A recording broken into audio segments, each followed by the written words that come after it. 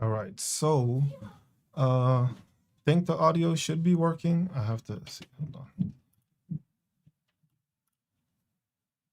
So I'm gonna change it. General settings, and then maybe here's it this way. That way we should be heard on both. Um, but this is how we'll try it for today. This will be our next iteration of the Veteran Awareness Project workshop. Just wanted to start off with the fact that we have been I wouldn't say limited to certain things, um, but it's more of a trying to get school done and trying to get that stuff done so that that way everything is taken care of. Um, which is basically what we're trying to do, just trying to make sure we can get done with school, and then get that done with, which at times can be hard, at times it's difficult, but it's just to try to do it so that we can get our schoolwork done. And once our schoolwork is done, we can basically make sure to concentrate on everything else that's going on with veteran affairs. There's been a couple of changes throughout the past month. This administration has done a couple of different things. Um, can't really, I, I guess you could say you can't really control those things because you never can. You can never really control those things, but it's those things that it's just like you have to pay attention to and um, see how the outcome is, see what the appropriations are going forward, seeing what these changes are gonna do, what they're gonna mean to veterans in different instances, different locations, different programs and stuff like that. Because there is a lot of changes that are upcoming that they are trying to push out. So it's something that I think most people are not aware of, or most people are not paying attention to. So I think that's one of the main things that we have to converse about when it comes to anything like this. God damn. I was just like that. I think is the biggest thing right now that we don't have everything in place, but there's a lot of changes that are coming that they want to talk about, things that they want to institute, things that they have plans of doing, and it's just like a lot of these things are not set in stone, and a lot of this stuff is just like there's a lot of information that we don't know and a lot of things that haven't been clarified yet. And I think that's one of the bigger issues right now. The fact that a lot of this stuff has not been clarified. So the fact that a lot of this information is still being obtained and still being learned, I think is one of the bigger things right now. And that I think is the biggest issue. So I think that's something that we haven't been conversing enough about, I would say. Uh, yeah, we haven't been conversing enough about that. And I think it's just like all these changes are something that are going to be impactful. And at the same time, they're going to be changes that are that we can't really, I would say, control. Well, we can control because we can actually say some things about these things and not just let them happen. But I think the biggest issue that we have is that a lot of these things are happening and we don't really know what's going on as veterans. So a lot of veterans are not in tune with the fact that these changes are happening. A lot of veterans are not paying attention to these changes, or they don't care because it doesn't affect them, or because maybe they're already 100% permanent and total and they don't think it's just like, oh, this isn't something I have to pay attention to. Some people just want to take it as, oh, the VA sucks, which we keep on hearing that continuously. More and more, I guess, as I continue to do these lives and I continue to do these workshops, it's more evident and more visible to people to see the fact that a lot of this stuff is not being spoken about in the correct manner. So a lot of veterans are going through the process of just saying the VA sucks and making these accusations, but it's just like they're not putting it into perspective. And I think that's one of the biggest things that we have as veterans is the fact that we are lacking the perspective, and we have a perception of what the VA is supposed to act like, what the VA is supposed to do, how the VA is supposed to act, how they're supposed to take care of us. And it's just like some of the stuff is just like illogical, and a lot of the times it's like stuff that just it doesn't make any sense. Because the latest one I seen was the latest video I seen was of a veteran that was complaining about being in the emergency room and saying, "Oh, look, the emergency room doesn't know what it is." Let's people on the right blame better for VA once he had the pack that. It's always a blame game, and that's the problem. The thing is like with a lot of these veterans is like they never come up with any fucking solutions. There's never a solution as to how to fix things or how to do it. It's always, oh, the VA sucks. But you tell them, why does the VA suck? And it'll just be something personal that's just so minuscule and like stuck to them that is just like no other veteran is dealing with that problem. So you say the VA sucks because you had a specific problem with it that you yourself did not even look to find a solution or find a different outcome or a different avenue of taking to actually be successful. But the biggest thing you could do is say, I blame the VA. And it was just like, that's the problem that we have right now, because a lot of it becomes into like a political rhetoric of, oh, the Democrats did this, the Republicans did that. And it's just like, it gets to a point like, how full of shit are y'all? You can't blame it all on Democrats. You can't blame it all on Republicans. It's like they both have parts of it that they didn't do the fucking shit they were supposed to. But at the same time, it's just like, I tell veterans, go and check congress.gov. Go online. Go and check when these bills are being proposed for veterans. Who votes for them? That's how you get the visualization of who's actually trying to support you and who's not trying to support you. It's not a he said, she said. It's like no.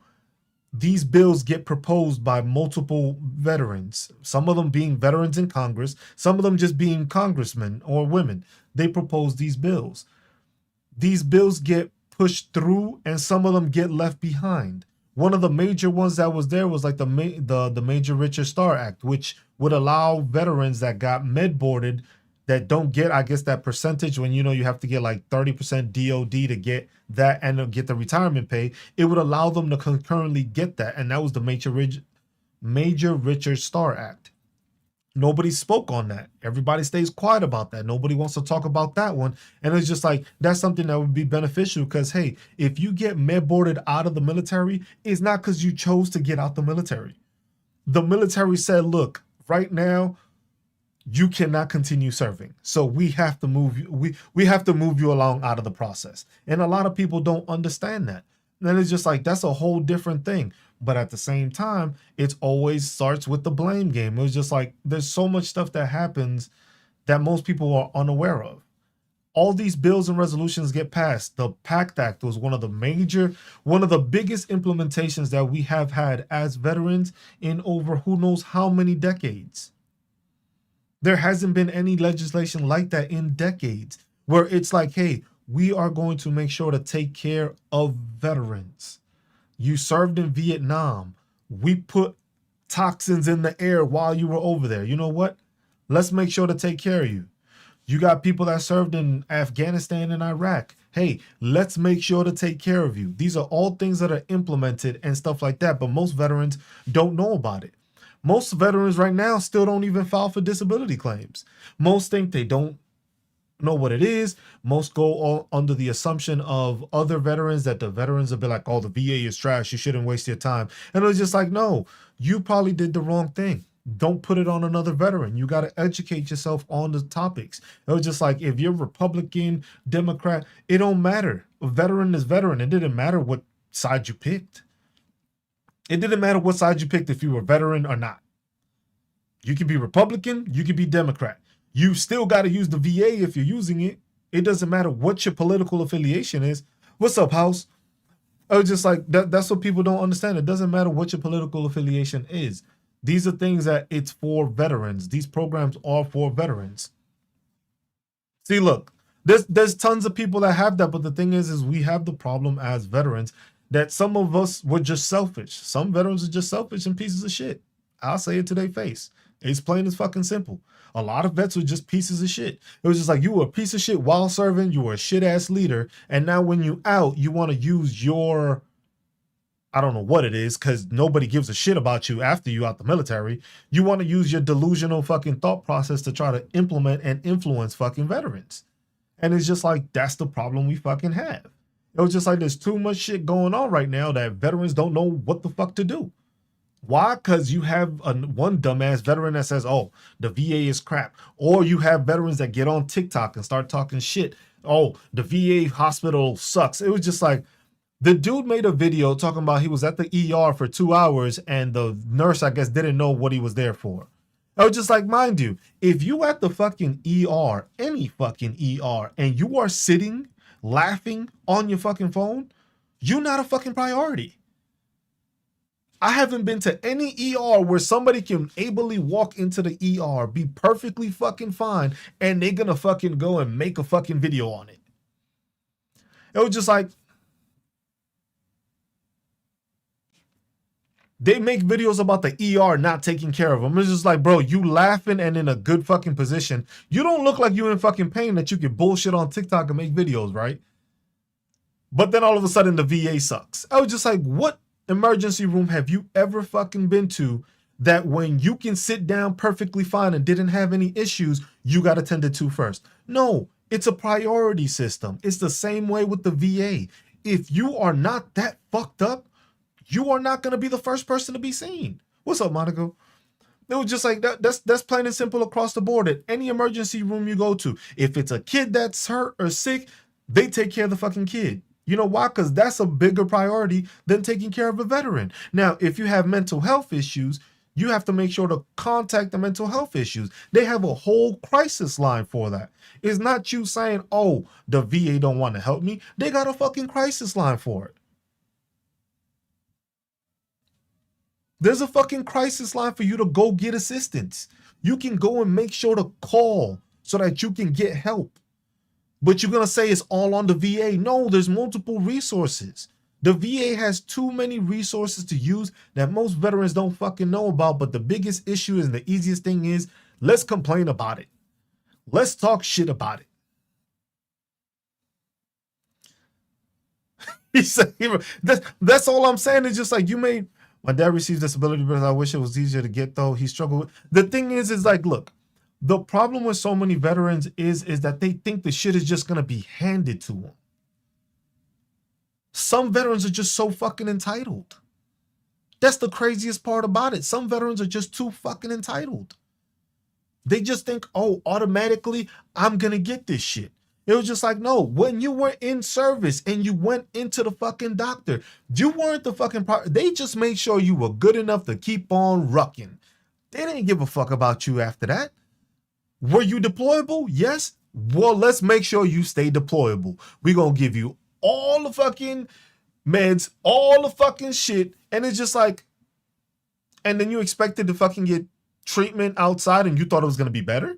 You got so used to being able to go to the doctor and be seen for whatever, get misdiagnosed, not get shit done, get put on fucking medication, and you swore that was the fucking highlight of your life when it came to the medical.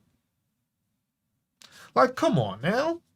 It was just like, and then you gotta complain, it's just like, oh, the VA fucking sucks. It was just like, no, bro, you fucking have the fucking illusion that they're just gonna bend the knee to anything you have and anything that's wrong with you when you can't prove that you had the shit wrong with you.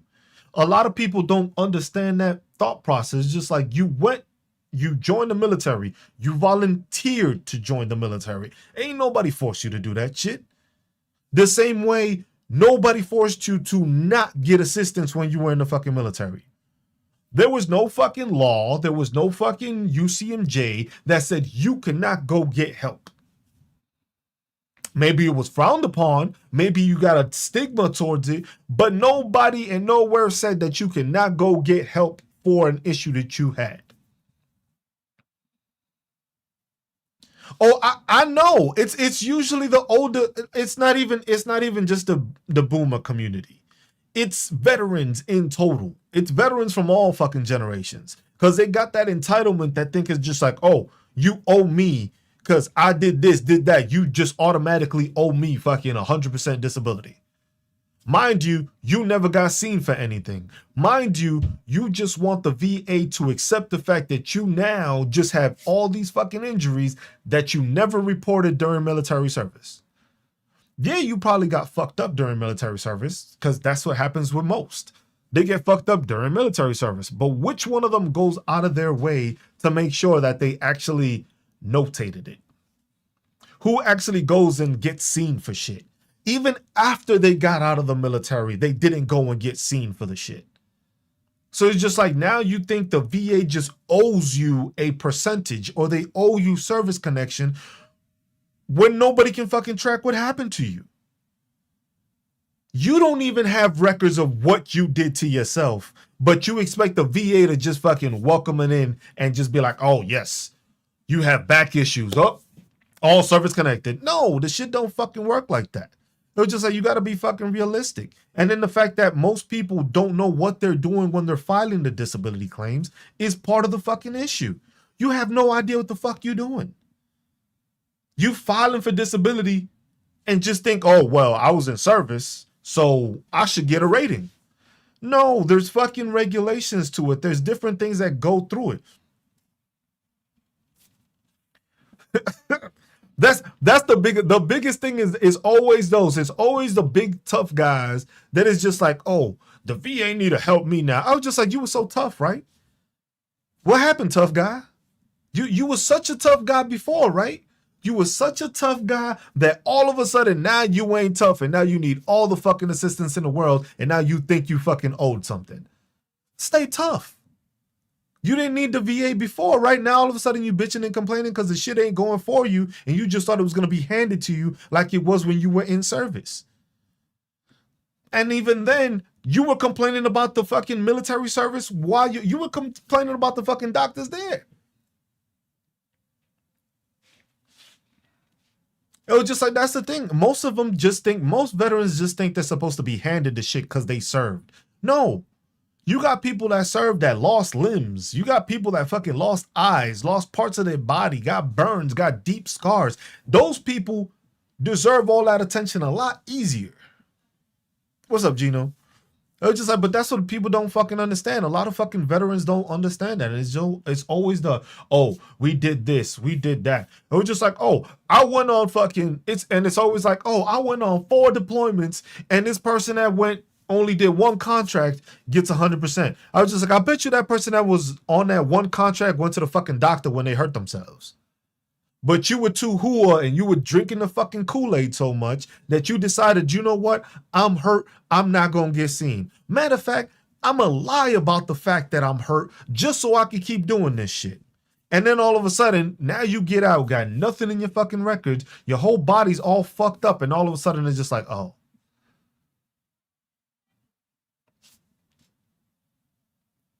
It was just like you went to jump school. Your knees is fucked up. Your back is fucked up.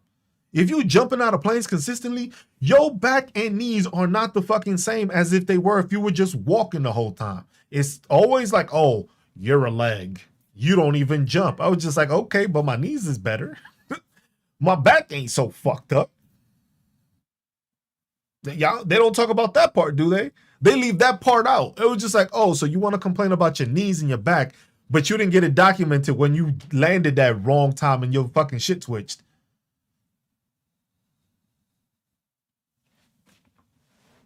Oh, just like some people just do it that way. If you're going to do it, fine. Do it the fucking right way, but don't try to make it so that it's more difficult for any other veteran that doesn't know the system. Because clearly a lot of the times it's veterans that don't know the system that always want to complain about the shit.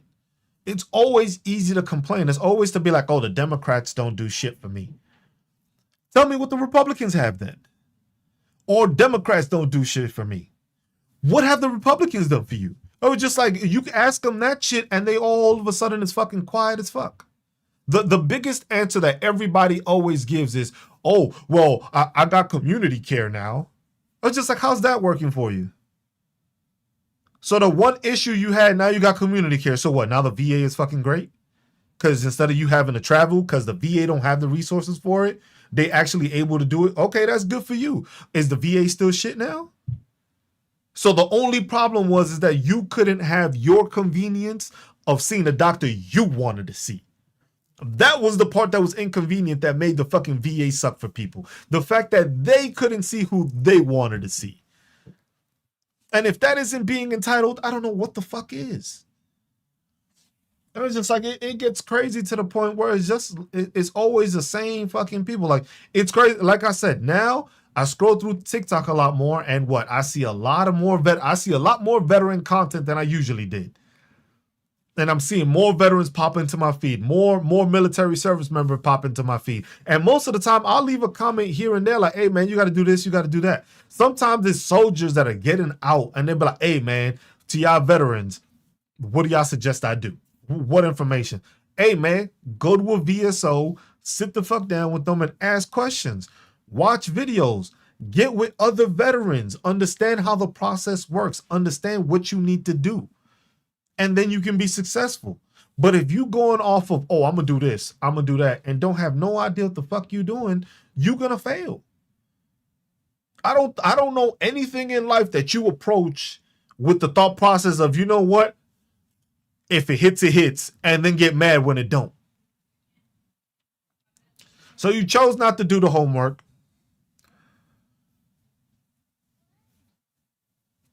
See, that's the thing.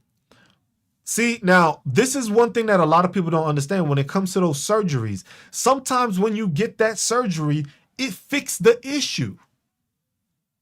So you can't really claim an issue that they fixed. If you had bad back and all of a sudden you had dislocating disc and they put fucking rods in it to fucking straighten it out and keep it there, they worked towards fixing it.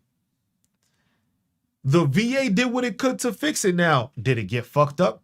More likely than not. Did it not go the right way? Is it still causing issues? Yes. But then you're not going to get the same percentage because you had the surgery to try to fix yourself. The VA is going to try to fix you. They are going to send you they're going to send you to physical therapy. They're going to send you. The whole reason to go through it is the VA wants to actually fix you because they don't want to fucking pay you. They pay you when they know they fucked up and they did that to you. But they want you to get the fucking help you need so that it's not that debilitating towards you. And people don't understand that. But ask these veterans, the ones that always say that the fucking VA is trash, ask them how much they use the VA. Just ask them. Ask them how much you fucking use it. And then they'll be like, oh, I don't. I go to my private doctor. So you didn't even try to get help from the VA, where the VA would take care of it for free, without a deductible, without a thing, because you decided not to claim it and you decided not to go forth with it because you wanted to go to your own doctor. But then you want to blame the VA for not doing it. I was just like, that's fine. Some people go for refills. Some people use it for certain things. Some people don't. But at the same time, you ain't complaining about getting free refills, are you? Oh, I know. I know that's how veterans are because I talk to veterans all the time. Veterans always got something negative to say, but they don't fucking use the system. It's just like, it's easy to say the VA sucks. And it's just like, that's why I was just like, yes, the VA does have shit that sucks. Yes, the VA has stuff that needs to be fixed. What business or what fucking hospital doesn't have that problem? But the fact that so many veterans are so fucking entitled to thinking that it's just automatically supposed to be given to them is the problem we have. Because the thing is if you have such a problem with the VA, why ain't you voicing how it can be fixed? Give me a fucking solution. Tell the VA something. Get enough veterans to fucking agree with you and make a little group, a little coalition. Take it to the fucking Veteran of Foreign Wars. Take it to the American Legion, which have connections to the government. The VA is working with the VFW and the American Legion. But who do you complain to? You complain on TikTok. You complain on social media. You complain in small circles, but then have no fucking solutions. It's, oh, the VA sucks. It was just like, okay, here's a scenario, right? Because a lot of people, let's make it, see, that's what I'm doing. oh, I'm actually assisting veterans and telling them the resources that they have, right? Interesting. It's always somebody ignorant. Oh, always somebody ignorant. See, Terrence, some people don't even know who their congressmen are. People don't know who that. Most people don't even know who operates their own fucking VA. Yet they quick to say the shit is trash. Monica, that works too. That works too. The women's auxiliary works too. There's all these resources, but what do? You bitch and complain about not getting anything done, but you don't fill out any of those surveys. So when you go and get seen, they always send you a survey. They always send you a survey. Complaints, talking to your congressman, you always get a survey at the end of the day. What do veterans do? Veterans throw that shit in the trash. So when you have that shit ass fucking doctor that's been looking at you and been watching over you, but all you do is not fill out the fucking forms or the fucking complaints or the surveys, you just allowed that piece of shit to continue working there, and you are part of the problem. What Trump did was basically the Mission Act, but that was a far cry from fixing the situation, because it alleviates some of the stress off of the VA, because the VA doesn't have all the resources. The VA doesn't have, we don't have fucking doctors popping up out the woodwork talking about, I want to work at a fucking salary. How many doctors with their own private practice work off a salary? They don't work off a salary. They work off how many people they get in. So you mean to tell me I'm going to take a pay cut to just work strictly with veterans when I can work with veterans and the civilian population at the same time? They're just like, there's tons of resources and tons of programs for veterans to take advantage of, but they don't. Most of them don't understand half of the shit going on. Most of them don't understand most of the paperwork. Most of them don't understand what they need to file. They don't know the forms. They don't know that. I have a fucking website that does that, and it's free because it's free information. All you got to do is go to my bio, click up there, go to my bio. You see the Veteran Awareness Project website. You need VA forms. You need disability questionnaires. As it continues, we'll keep on growing and we'll keep on making it a better website. But that's stuff that most veterans need. Don't know where it's at. Don't know where to find it. But then it's easy to just say, oh, the VA sucks. And yes, it was just like, well, about student loans, husbands graduating with $60K debt. So, Viviana. So basically, if it's not a black TikTok, it's like there's an art to it, but it's not even having the art. It's just you doing it the right way. Because if you do it the right way, you don't have that issue. You don't have that issue of failing with the disability claims if you actually do it the right way. There's a way to doing it. It's in the reference books. There's guides to do it. There's a regulation that covers how you get those claims and all that stuff. But most people don't understand it and they don't go through it. Most is quick to just fucking complain about it. Viviana, if you have school debt, the only way that gets removed is if you become 100% permanent in total. That's the way to do it, which I find crazy enough that you have to be 100%. But then the fact is that they have the public service loan forgiveness, and you don't fall under that. Driller, any veteran questions, just shoot them out. I'll cover anybody that got questions. That's what I do this for. It's just like, you got questions, ask. You got a friend that got questions, ask.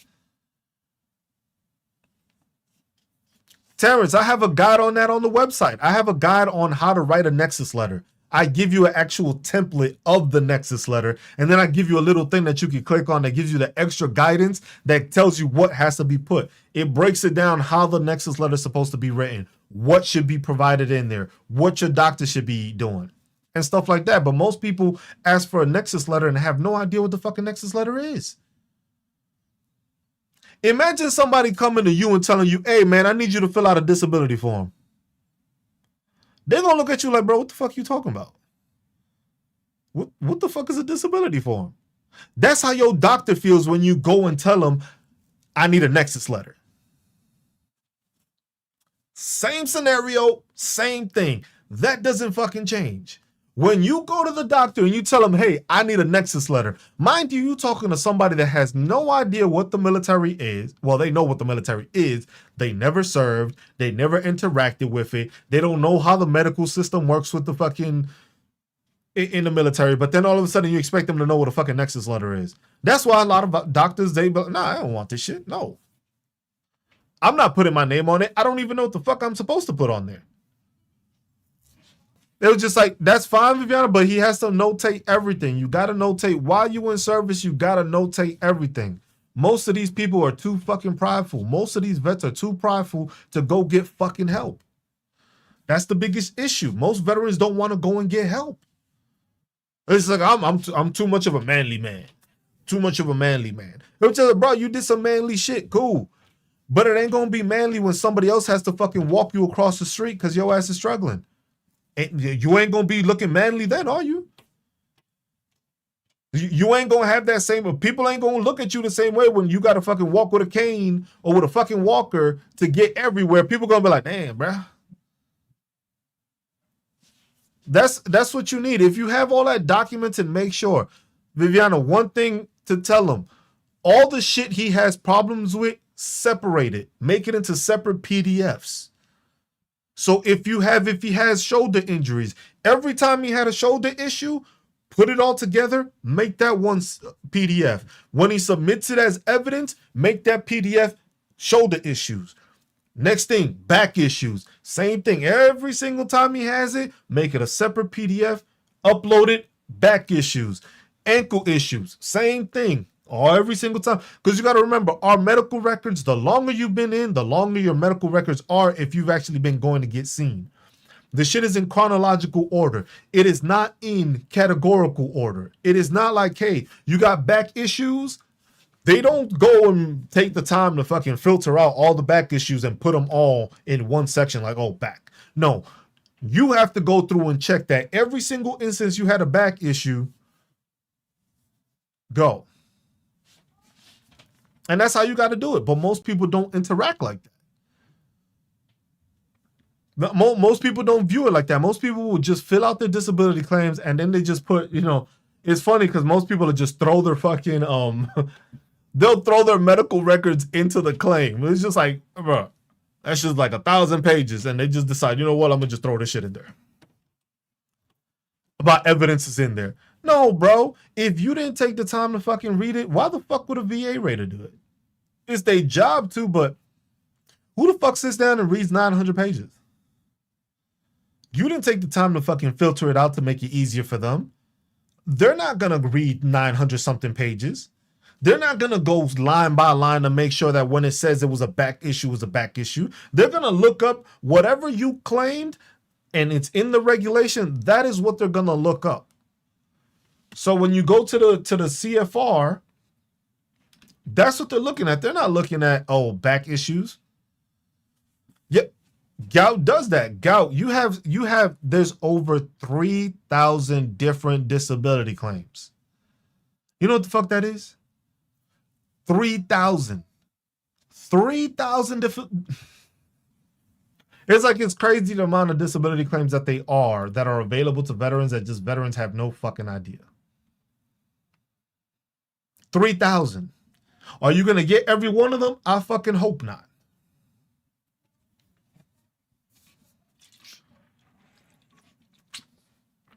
Brent, that's why, Brent, I say you have to go through your medical records line by line. And that way you put it over.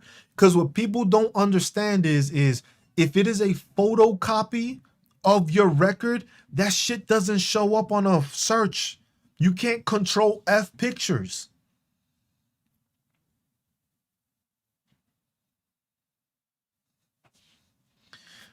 As Viviana, he can go to mental health. He could stay in the military and continue going to behavioral health. So that is annotated. Because the thing is all that's going to happen is when he decides to retire, he's going to go through the evaluation. Because every single thing you put as a claim will be evaluated unless the shit is so clear cut that they don't have to ask questions. If you have a fucking broken back you got the imagery, you got all that shit, they don't really need to ask you if you broke your back. If you got hearing loss and you got the fucking record showing it, they're still gonna test you for it, but it's still there. Yeah, exactly. That's the thing. The VBA adjusters are going claim by claim daily and don't have the time for back research. They don't got the time to spend on your file extra fucking 2 days to fucking check it out and make sure, oh damn, this is all the back issues. That's why I say no. Separate the issues categorically. Whatever you claim, you put them in that categorical difference. The thing is right now, I was looking it up. So right now, it is taking about 135 days for claims to be done.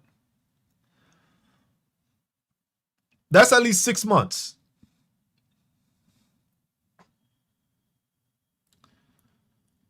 And got zero, they will give them. Yeah, they give you free hearing aids.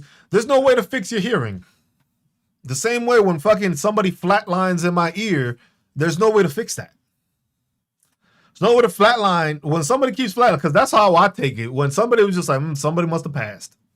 That when that shit just goes and it starts blurring in my ear, somebody must have fucking passed.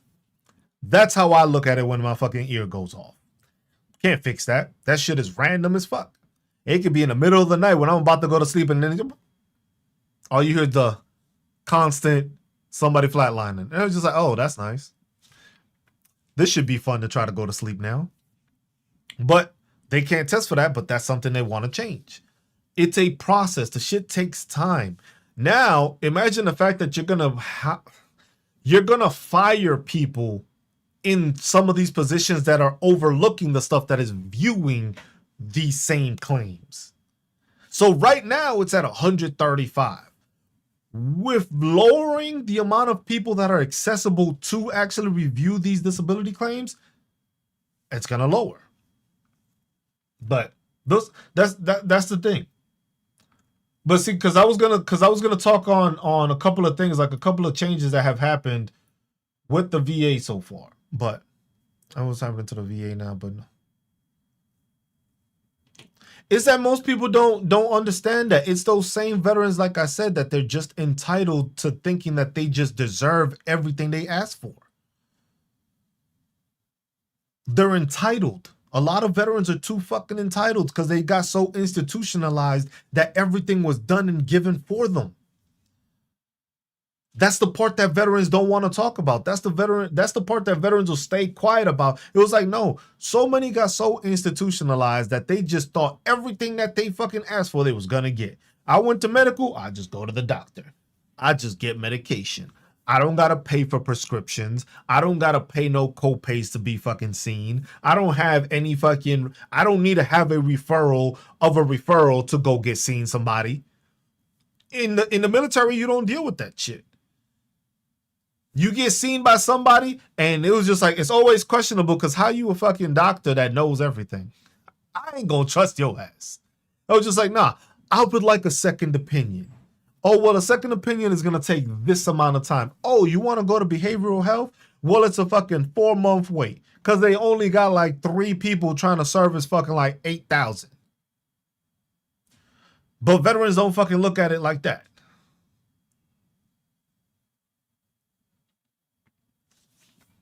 I don't think they're going to restart the claim. I just think it's going to be longer for them. But the thing is they're trying to automate the process. And that's the thing that a lot of people ain't talking about. They're trying to automate it. So they're trying to make it that it's always moving forward or something like that. And it's just like people don't understand that. People don't understand that that's how we're going to make it better. That's how we're going to fix the stuff. You have to fucking look into the problem and actually be effectively fixing it or have solutions that are gonna work. Not just off of the whim, just like, you know what? I'm gonna just get rid of this. I'm gonna just fucking throw this out. I'm gonna just fire these people and this, that. And the thing is that's the thing that most people don't understand. Most Republicans and most MAGA don't understand that process. Most MAGA doesn't understand that the PACT Act happened in 2022. Why? Because most of those MAGA veterans didn't even fucking go get seen, haven't gotten fucking help, and probably have fucking mental health issues that they don't want to fucking talk about, but they would rather just fucking live with. And then everybody else has to fucking suffer because of their fucking mental health.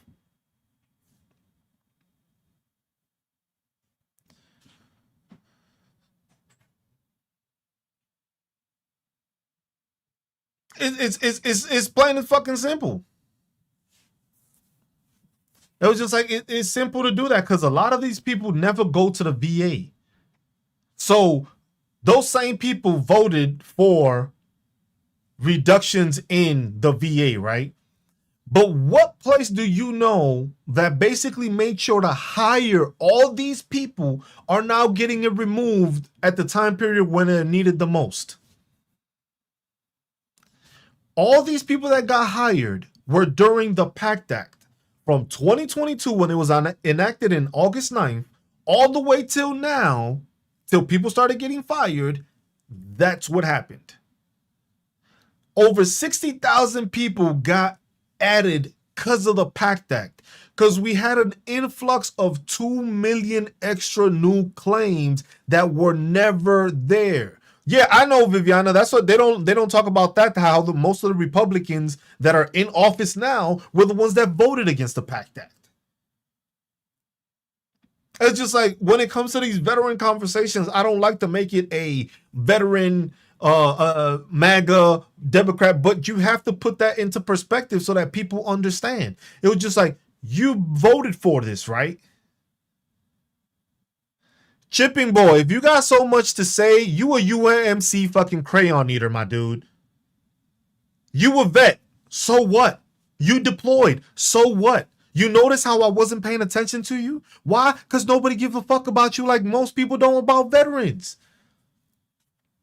You happy now? You got your attention? You want me to feed you a green or a fucking red one? I got crayons in boxes over here. I can help you with that too. I was just like, most of y'all is the same ones are fucking like, it's always those veterans that are just like, yo, I'm the big dude, bro. I'm big and tough. I did all that. They're like, bro, nobody gives a fuck about you now. Nobody. Your glory days were then. Those were your glory days. When people actually looked at you like you mattered. Now, nobody gives a fuck about us. So if we ain't helping each other, you part of the fucking problem. Plain and simple. If you a veteran that's talking shit on other veterans trying to help and assist and build to make sure veterans are taken care of, you part of the fucking problem. Plain and simple. It was just like, if you MAGA and you proud because you MAGA and fucking veterans are losing fucking resources, we understand. Now you understand why people don't like fucking... Yes, I am talking shit about MAGA veterans because they're the ones that voted for this shit. MAGA veterans are the ones that fucking complain the most about the VA. Yet what solutions do y'all have? Yet you voted for people that voted against your fucking interests. So how stupid do you sound? How stupid do you sound that you voted for people that voted against the PACT Act? Because if your dumbass deployed and you went to Iraq or Afghanistan and you end up with fucking cancer 20 years down the fucking road, don't fucking try to go to the fucking VA then. Be that tough guy, right? Be that big bad fucking MAGA. Just go with your fucking MAGA Make America Great hat again. Just show up to the VA that way when you got cancer so that they can just fucking kick you to the curb and then you can complain some more because of the fact that you never did anything to take care of yourself when you could.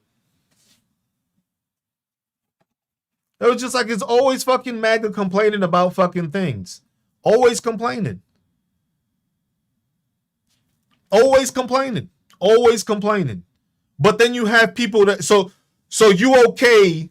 It's like, I don't even why I bother with MAGA. Like, the thing is like, when I help veterans, I don't care if you are fucking MAGA, Democrat, far right, far left, whatever stupid fucking designation you want to fucking do. At the end of the day, you're fucking a veteran. And if you're not supporting veterans or doing anything to support veterans, just shut the fuck up. You ain't that tough, bro. Nobody gives a fuck about you. If your name ain't on the fucking wall somewhere, you weren't that fucking important, actually.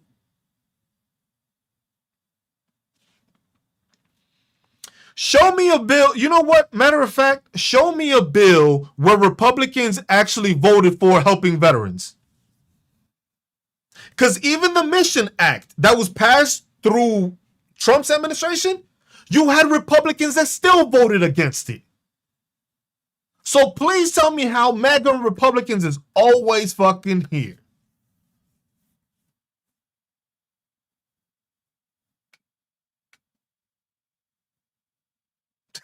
Exactly, Strider. It's always the thing.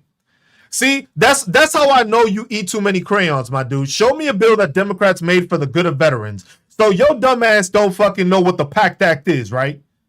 You don't know what the PACT Act is. That's how I know you MAGA, because you don't know how to read. The crayons fed to you weren't fucking good enough. They didn't educate you enough. Because you don't even know what fucking the PACT Act is, and you didn't actually see the voting for it, where all Democrats voted yes. And then you had, what? It was, I think, 22 out of all the Republicans that actually said yes. The rest voted no. But then your dumbass wants to come in here and argue and talk about this, and that. And I'm just like, bro, don't be soft now. Now you soft? Now you soft. I thought you were the big bad fucking veteran, right? Oh, now I gotta tone it down. Because you wanted to be a child, right? You wanted to act like a child, but now when somebody actually confronts you, we can show you a bitch. Plain and simple. Plain and simple. I don't gotta sugarcoat shit. It's plain and simple to fucking show. You want to talk stupid shit? Back it the fuck up. You want to look like a fucking idiot? Look like a fucking idiot. If you ain't doing nothing to help fucking veterans, then shut the fuck up. Then shut the fuck up. Because all it is just fucking talking points of, what have the Democrats done? And it was just like the PACT Act. But then you didn't even know that the PACT Act was done by a fucking Democrat. It was Representative Takano from the state of fucking California that fucking sponsored and make sure that shit got pushed through. You can't even tell me that because you fucking ignorant. I'm just like, I ain't fucking got time to waste on it. I'm trying to educate veterans, but I gotta stop and put time into wasting my time with your dumb ass.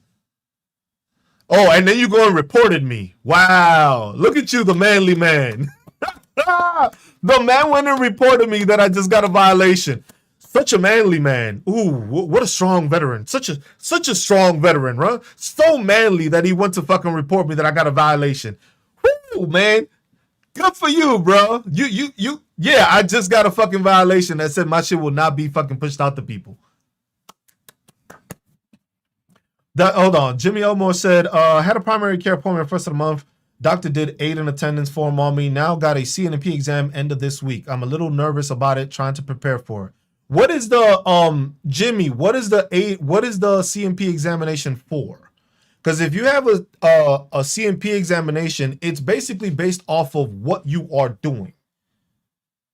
It's not based on anything else. It's basically based off of the CNP. So if you got the primary care appointment and they did an aid in attendance on it, basically meaning that you need assistance, further assistance. So whether it's a person taking care of you, like going to go see you, and it's just like, or a person that needs to give you attention, whether it's like, let's say if you have your spouse is your caregiver, she can get reimbursed for that, but then they have to go through the motions of verifying what it is through that CNP exam that makes it that you are CNP or homebound or needing aid in attendance. Because then you will fall under the special monthly compensation.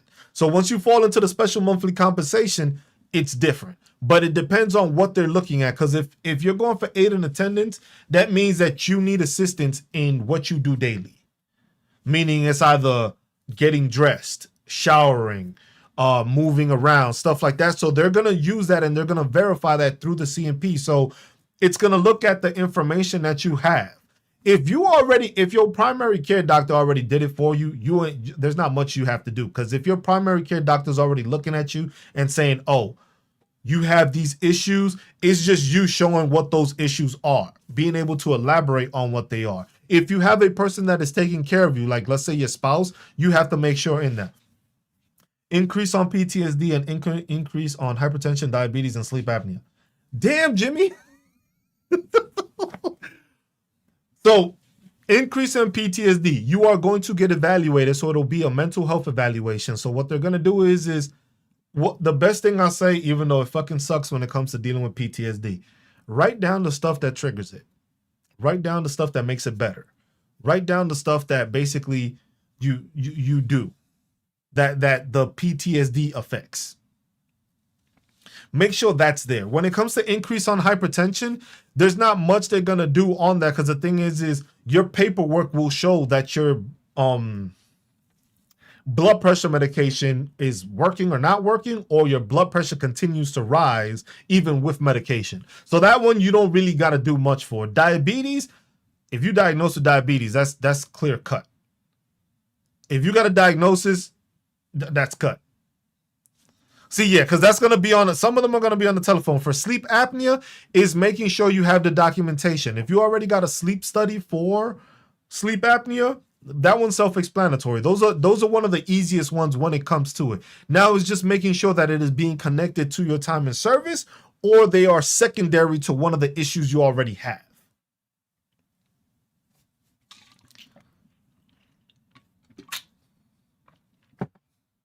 So that's one of the things. So most of the time, Jimmy, when it comes to that, sleep apnea, if you got your sleep study done, that's self-explanatory, because they're going to look at that paperwork and that shit is going to, well, he stops breathing this many times a night. He needs a CPAP machine. You're going to get that. That one, they don't fight. Now, the thing is was it service connected becomes the biggest issue. If all the things you already have that you mentioned, Jimmy, are already service connected, then it's just your paperwork showing that they have they've worsened. That's what you're doing with that point. So you're basically showing that it is worsened through that time period. Is there a new criteria for mental health? Black Power, I have a video on YouTube that was, I think, 2 workshops ago, or last. If you go on my YouTube page, I go over the criteria for the new mental health ratings, how it's going to be changed into 5 different domains. So it's going to be 5 different domains now. It's no longer going to be the total, social, and what the fuck is it called? I'll pull it up here on the thing, on the CFR. Total, social, and total occupational and social impairment. So it's no longer going to be just those things. If y'all want, like I tell people, it's easier. If you are on TikTok, if you go onto my YouTube, I am live on YouTube, I show you the CFR. I just do it here on TikTok because TikTok be stupid, and then you got ignorance like you just saw show up trying to talk stupid. Like, I'm not here trying to help people.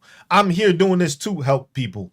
I'm going to talk shit on veterans. Why? Because I'm actually doing my part to actually help fucking veterans. I'm not here talking shit about veterans and then downplaying what they can and can't do and not helping them get better. That's where there's a fucking difference. That's where there's a difference, where I do talk shit to veterans. Why? Because the thing is if you ain't doing shit to fucking help but just talk shit and complain, you part of the fucking problem. I'm taking time out of my day, out of my time, me being a veteran, to make sure I can fucking help veterans get resources so that they can have a better fucking life after what they sacrificed in service. That's it. There's no fucking change to that. They always just want to argue. And that's why with MAGA is always, you want to have a fucking argument. Let's have a fucking conversation about how to help people. So, Jimmy, you having surgery and prostate in 4 weeks and it's service connected. If it's service connected, Jimmy, the CMP exam is just basically you elaborating on how it's worsened. Your paperwork should already show that. But then when it comes to certain things, depending on if you look at the CFR, which I'm showing you now, it just depends on what those issues are. So if it's sleep apnea, you would have to go to sleep apnea. See what it is. With sleep apnea right now, until they don't change the process, is as simple as basically, hey, if you have a CPAP machine, you are getting 50%. You may have sleep apnea and it's depending on the severity, but if you are being told you need to have a CPAP machine, you are going to receive a 50% rating. As long as it is service connected. If it's worsened, that's what will happen. It'll just do it that way. With diabetes, it goes into it too, because I think diabetes is on here. I'm not sure though. I can't even spell it right. No, self-management training, but this goes into different parts of the CFR. Quality standards. So there's a bunch of stuff on here, but most of it is not in the CFR, but it is still a claim that you can still put in there. Diabetes, same thing with hypertension. Hypertension, it depends on. Hold on, what did it just give me? 5 mentions in. Okay. So schedule ratings, so it'll fall under endocrine system. So if you look at endocrine system, it says it's 79. Thyroid, hypothyroidism, hyperparathyroidism. God dang. Thyroid Cushing syndrome, acromegaly. Damn. Diabetes insipidus. For 3 months after initial diagnosis, you get 30%. So it's just like some things you're not. This is the other thing. For some things you are not going to get it. But the thing is if you already Jimmy at 100%, it's just basically for the aid and attendance, because this is something that you are going to need assistance with. Appreciate that, Sumo. It was just like, that's the one thing that people need to understand. If you are, that's basically what it says here. It's diagnostic code 7909. And it says, thereafter, if diabetes insipidus has subsided, rate residuals under the appropriate diagnostic code within the appropriate body system. With persistent polyuria or requiring continuous hormonal therapy, 10%. So it depends on what it is. So it depends on what it is, but that's how you'll do it. So they're going to check all that stuff. But most of the time for any C&P exam when you go in, the best way to prepare for it is understand what the Code of Federal Regulations says and has on there. Terrence, how do you put in a claim for what exactly? For anything you're going to put a claim in, Form 25. 1 second. I gotta make sure I got it right. So I'm gonna show y'all the website because it's the vetawarenessproject.com. You can go to resources and there's VA forms. Once you click on VA forms, you can scroll down and basically application for disability compensation and related compensation benefits is VA form 21-526EZ. If you go on the website, you can just click on it and you can download the form from there also. But that's what you would have to file for that. And it has it in there. So that's something that you could just go onto the website, check it out. If you need forms, you can just look it up that way. But it's the same way you're filing a regular disability form. You're putting that in there, but making sure you have the diagnosis and stuff like that. So that can be secondary to something. Now, there I'm not too well versed on that. Jimmy, since you did that MRI Saturday and head, see if you can take those copies with you. If you haven't uploaded those copies about those issues, make sure you get a copy, have a copy, so when you take it to that C&P examination, you can provide that also. And just be like, hey, this is information that I just got. I just did this MRI and stuff like that. I wasn't able to upload it into my file, so I just wanted to give you a copy, and then I'm going to upload it also. So that way they understand that it's, because the thing is if you go there and you don't have the documentation, it's easy for them to just be like, well, I didn't find anything. So you want to make sure you have that information there and you provide that when you're doing it. So when you're providing that also, it'd be like, hey, this is a copy of my MRI that I know isn't in my records yet. I just wanted to show you this because I just got this done. So that when they see that, it's just like, okay, now, oh, this shit was just recently done. Now I can see what the issue is recently, and that gets part of it. Yeah, same, McNasty. I'm hoping, Jimmy, it goes well for you. Right, due to a functional assessment Thursday, or do an MG next time. They're going to go through the process of all that, and that's the thing. That's why it's just like, that's where the VA does a good job of sometimes. Not all the time. Where is that they see that you have certain issues, and then they keep on putting it in there. So, Terrence, if it's in your records and they haven't given you anything, have you filed for it? Because this is another thing, veterans. The VA is not going to do the work for you. The VA is not going to go out of the way to make sure, you know what? He got this, I'm going to put that in there. Because the thing is, the way the VA sees it is, excuse me, if you are filing for anything, it is because you are basically saying that the VA and the military caused it. If you don't file for the stuff that you have that you're going through, form is to file a disability claim, VA form 21-526EZ.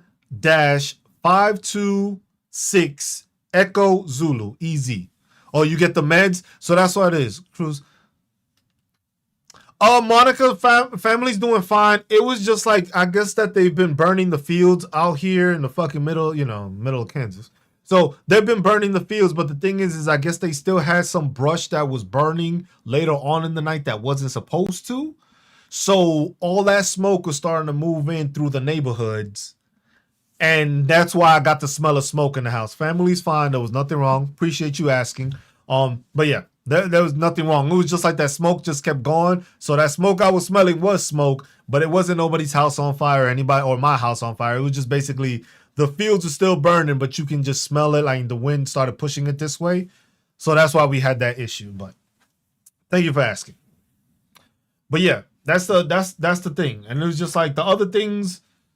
What else? If y'all got, like I said, if it comes to questions or anything like that, just shoot them out there. Just shoot them out. The whole point of this is to educate veterans and bring more awareness to them. It don't matter what your question is.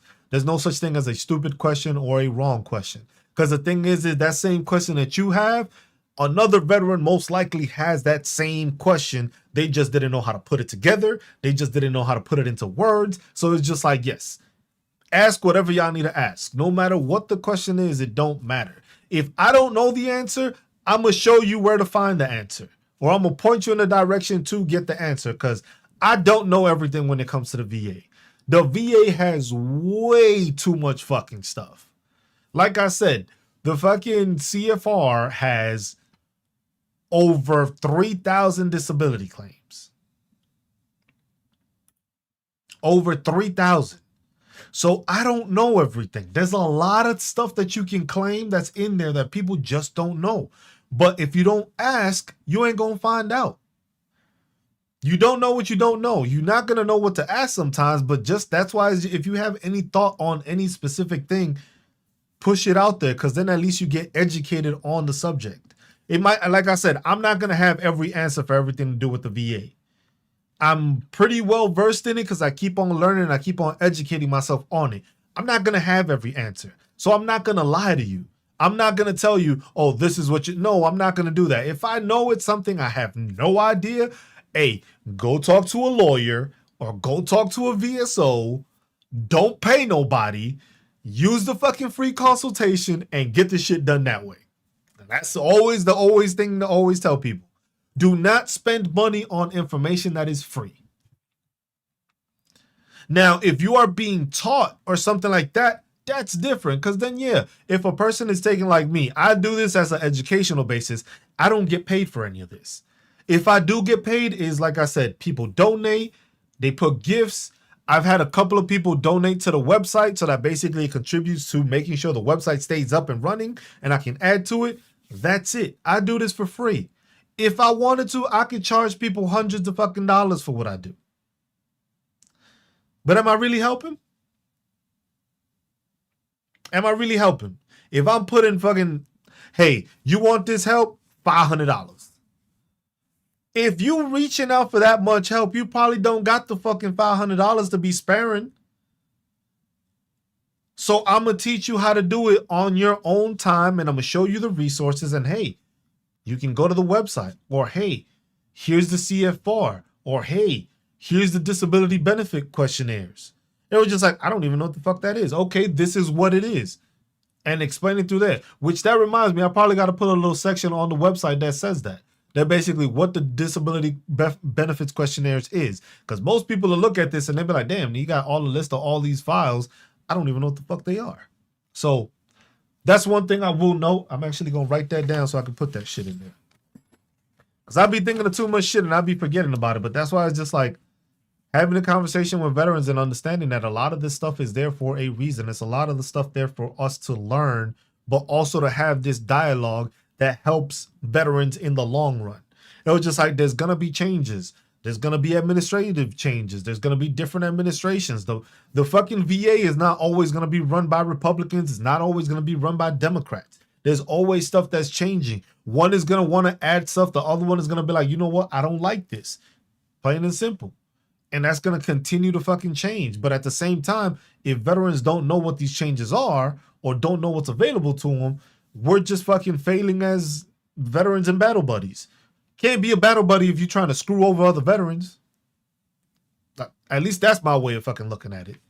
But that's me.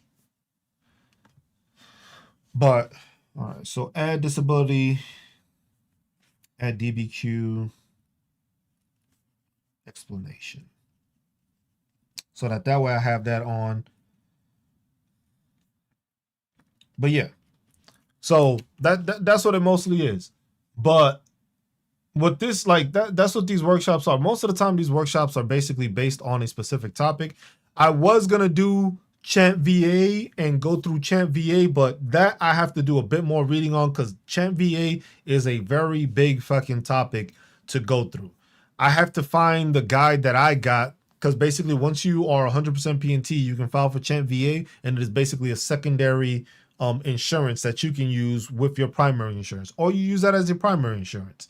So most of the time, like let's say if a family member goes and gets seen for anything and you have Chant VA, primary insurance will cover most of it or whatever it's allowed to. And then most of the time, Chant VA covers the other half. So literally for some, you don't have any co-pays and you don't have any payments when it comes to medical assistance for your family. If you're 100% PNT, you can just go to the VA and get seen. But it depends, because the thing is some people use the VA solely as their medical and some people use it sparingly. Most of the time when it comes to medication, you can go through the VA, but you have to go through the process where the referral is put into the VA from your primary doctor. And then from there, the VA most of the time will supply whatever that medication is. But Chant VA is a bigger section because there's a whole bunch of stuff that they cover and don't cover, like chiropractic services for your family. They do not cover that in Chant VA. You would think so, but they don't. There's certain little instances that they do cover and don't cover, but once you get that booklet, and it's like a 6-month waiting period to get fucking approved, which is crazy. See, Jimmy, my wife has Chant VA. It's great. Because the thing is basically it's almost, I wouldn't say it's free healthcare for your family, but basically it is a big reduction in what you have to worry about. You still have to do the primary health insurance, which is a big factor, but knowing that you have the ability to have a secondary that covers you for most stuff is very alleviating when it comes to medical expenses. Because of the fact that it's just like, it's just like, well, this covers it. And now I don't even have to pay for it. I don't have to worry about the payment on the back end because primary insurance covered this, Chant VA covered the other half. So when that happens, that's what people do. But what did I want to touch on? Because I've been all over the place. And then we had stupidity in the chat, which I address. I don't got time to fucking waste on people that don't want to actually help and educate veterans. It's just like if you're talking shit and downplaying what veterans are doing and trying to accomplish, you are part of the problem. Plain and simple. That's there's no way around that. You are part of the problem if you are not trying to help assist and educate veterans to make them better. Plain and simple. What's up, Fire? But yeah, the things I wanted to touch on were basically like the changes that have happened recently. So basically, that's what I try to keep informed and try to keep updated of any changes and stuff that has happened. It's our primary. Yeah, Jimmy, I'm telling you, it's great. If you have it, if it's primary or secondary, it's still good because it's still an alleviation of knowing you have some sort of coverage for medical care. Medical care is one of the biggest causes of bankruptcy in this country. So knowing that you can go to the doctor and knowing that you can have some of it covered is a big fucking alleviation and a big relaxation when it comes to anybody, when it comes to medical assistance or getting their family taken care of.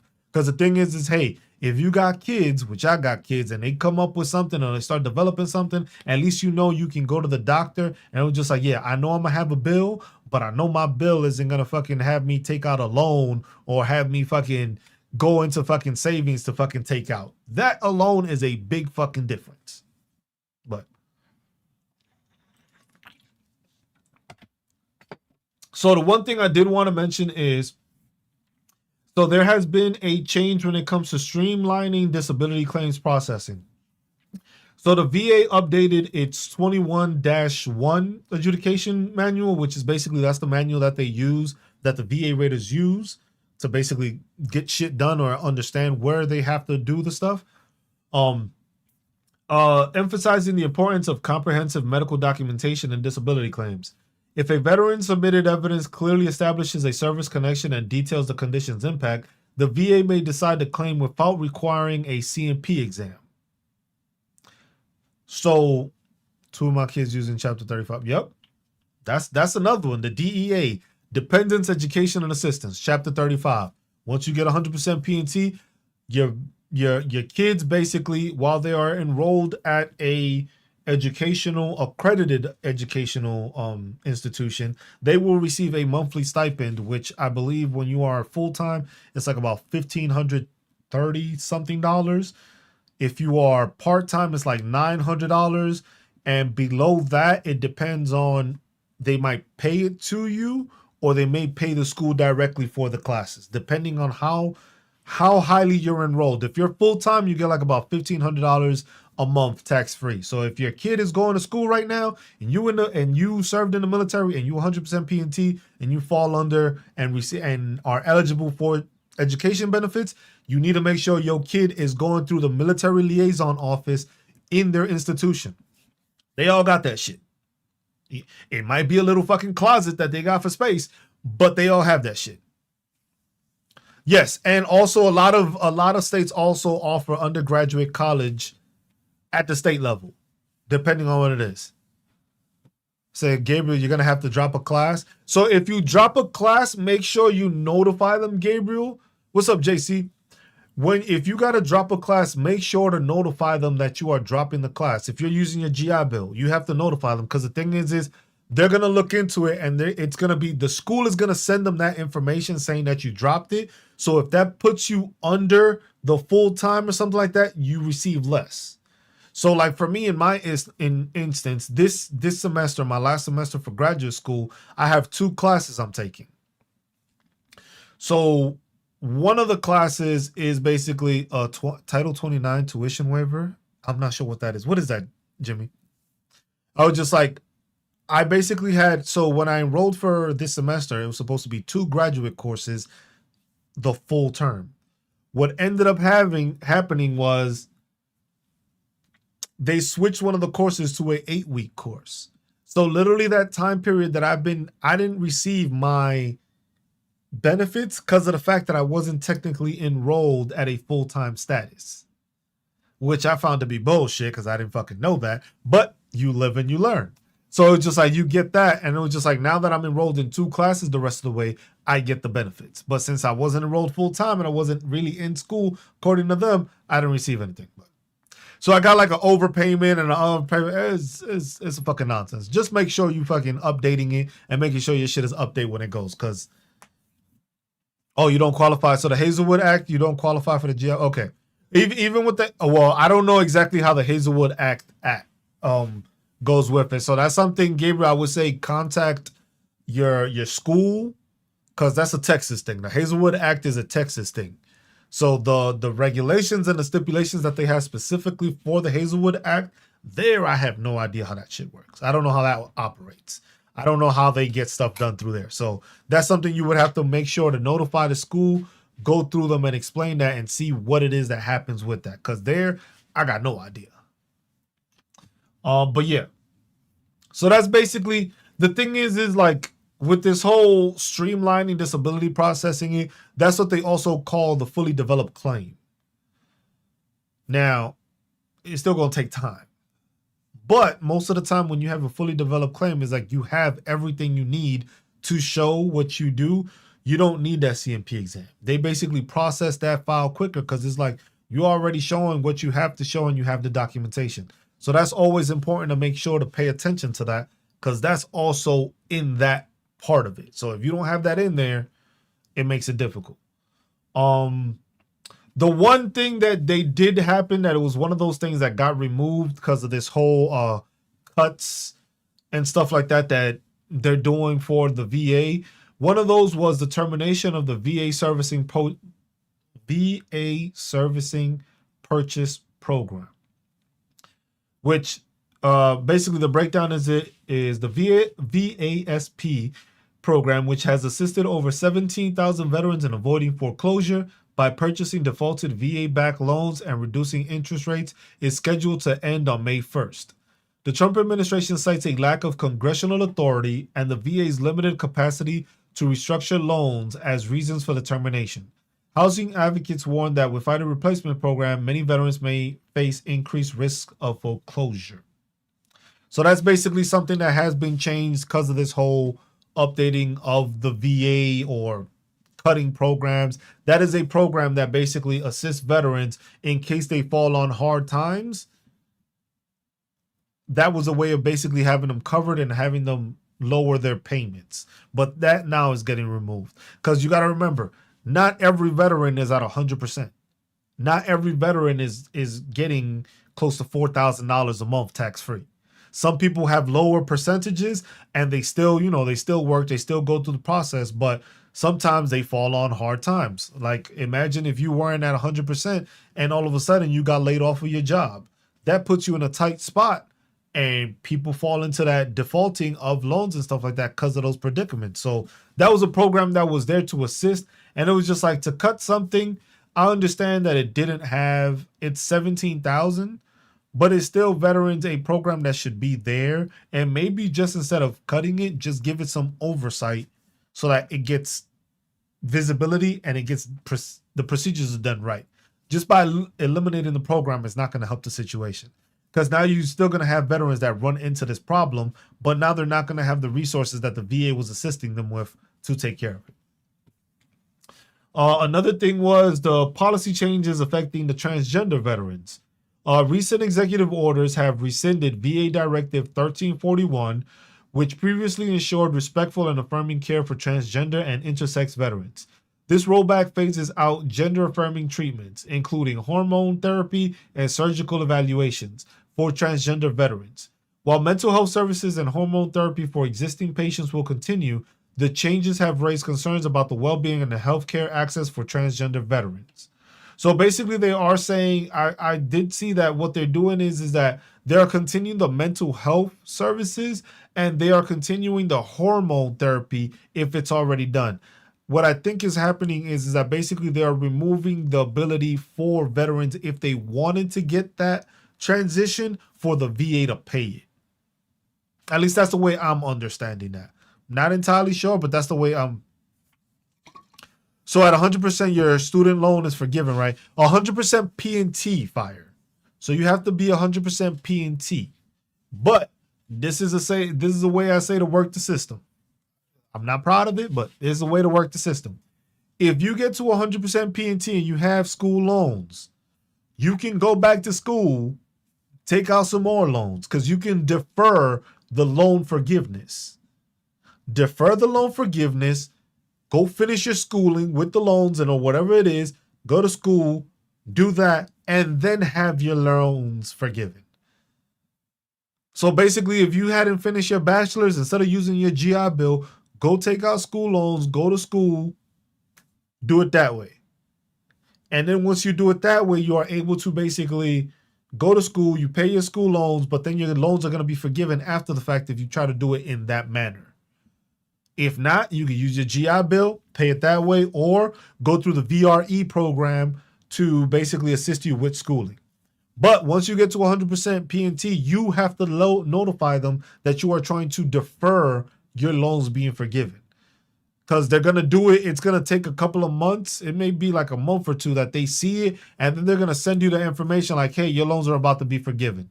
And they'll ask you like, hey, do you want to defer this or do you not want this to happen? Because the thing is that loan forgiveness only happens one time. So if you get the loan forgiveness at that starting juncture and you get loans after that for school, they're not going to cover those other loans. So basically, that's why I say if you're going to use some more loans and go to school, do it that way. Get the loans done, get your school done, then use it that way. Oh, found treasure. My bad. I just seen this message. Been in step 3 since September. CMP exam in early December. Called my VSO. She said VS hasn't seen the exam yet. Called them. They explained they go back and forth with the VA. Why it takes so long. Found treasures. The average wait time right now is 135 days. Appreciate you, Plot. JB, explain the Nexus letters. Okay, hold on. I'm gonna answer on YouTube first, and then I'll go back to the Nexus letters and DBQs. So final treasures. If you've been in step 3 since September, October, November, December, January, February, March, they should be looking at it, but at the same time, the 135 days approximation was before all this craziness started, was before this whole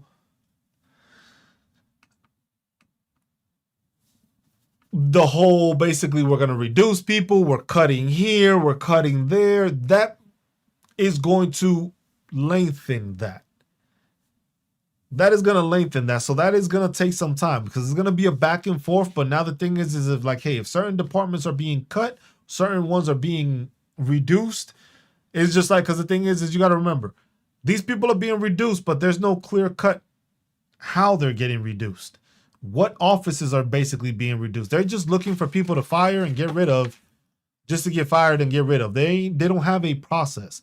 So it's going to slow down the stuff. So when it comes to that, it's taking you a long time to get there, but it's going to take some time for you to be able to get those that processed. For some, if it's easy, they're getting processed quick, and for some, not. Hey, Cruz, thank you. I'll see you later. Thank you, Monica, as always. Will do.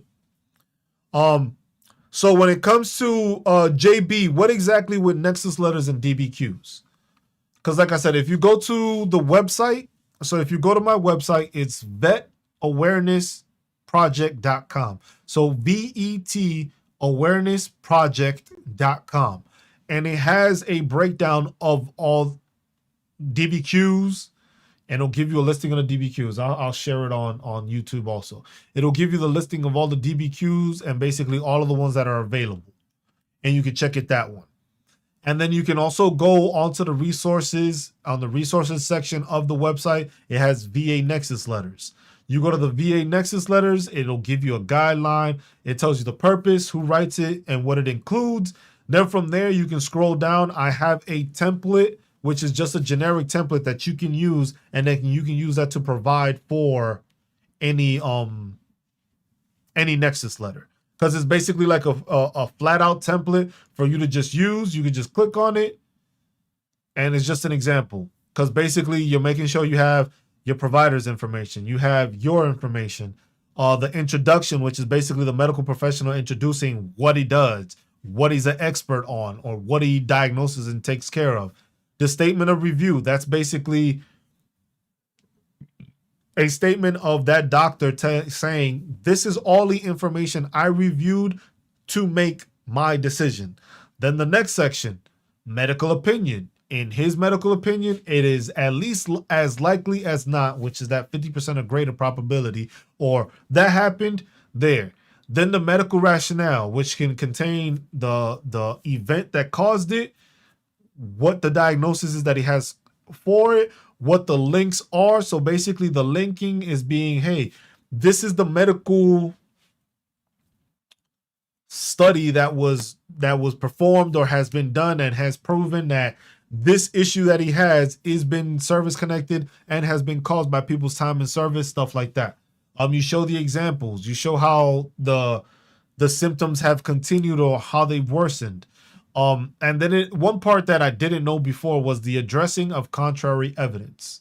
So this is where you're like, let's say you went and you got an examination at the VA or the CMP examiner and examined you and did this, and they gave you a certain diagnosis. If he knows that diagnosis was wrong, he can put a section into it basically stating, this is why this was wrong, and this is why it should be this. That way, it's like a clarifying thing like, hey, well, the VA said that you had just a fucking, I don't know, whatever it may be, whatever the cause may be. He's going to go and say, hey, this is the real reason why it's like this. This is why it happened. This is what it is. Then you have the conclusion, which is saying, and then signature, signing the data, and then you have like that. And then if you go back to it, I also have like the extra guidance, which gives like an extra breakdown of examples, and it gives certain examples on certain things that can be added so that people know what it is. And that's just me doing that. That's just like, you can go onto the website. It's free to do it. You just got to go look it up, and it gives you that examples and that briefing so that you got that information with no issue.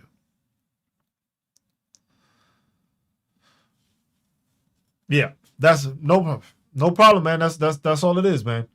A lot of this stuff is just, it's obtainable. It's just a lot of people don't know where to find this stuff. That's the biggest issue when it comes to this whole disability stuff. Most people just don't know where to find it and don't know where those resources are. But that's the website I have. Like I said, once I'm done with school, I'll be able to put more time and effort into it. But right now it's just been schoolwork.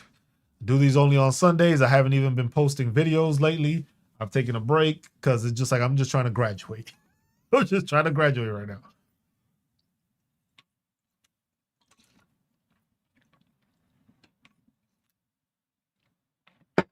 This is another one. This is another thing that I saw was proposed.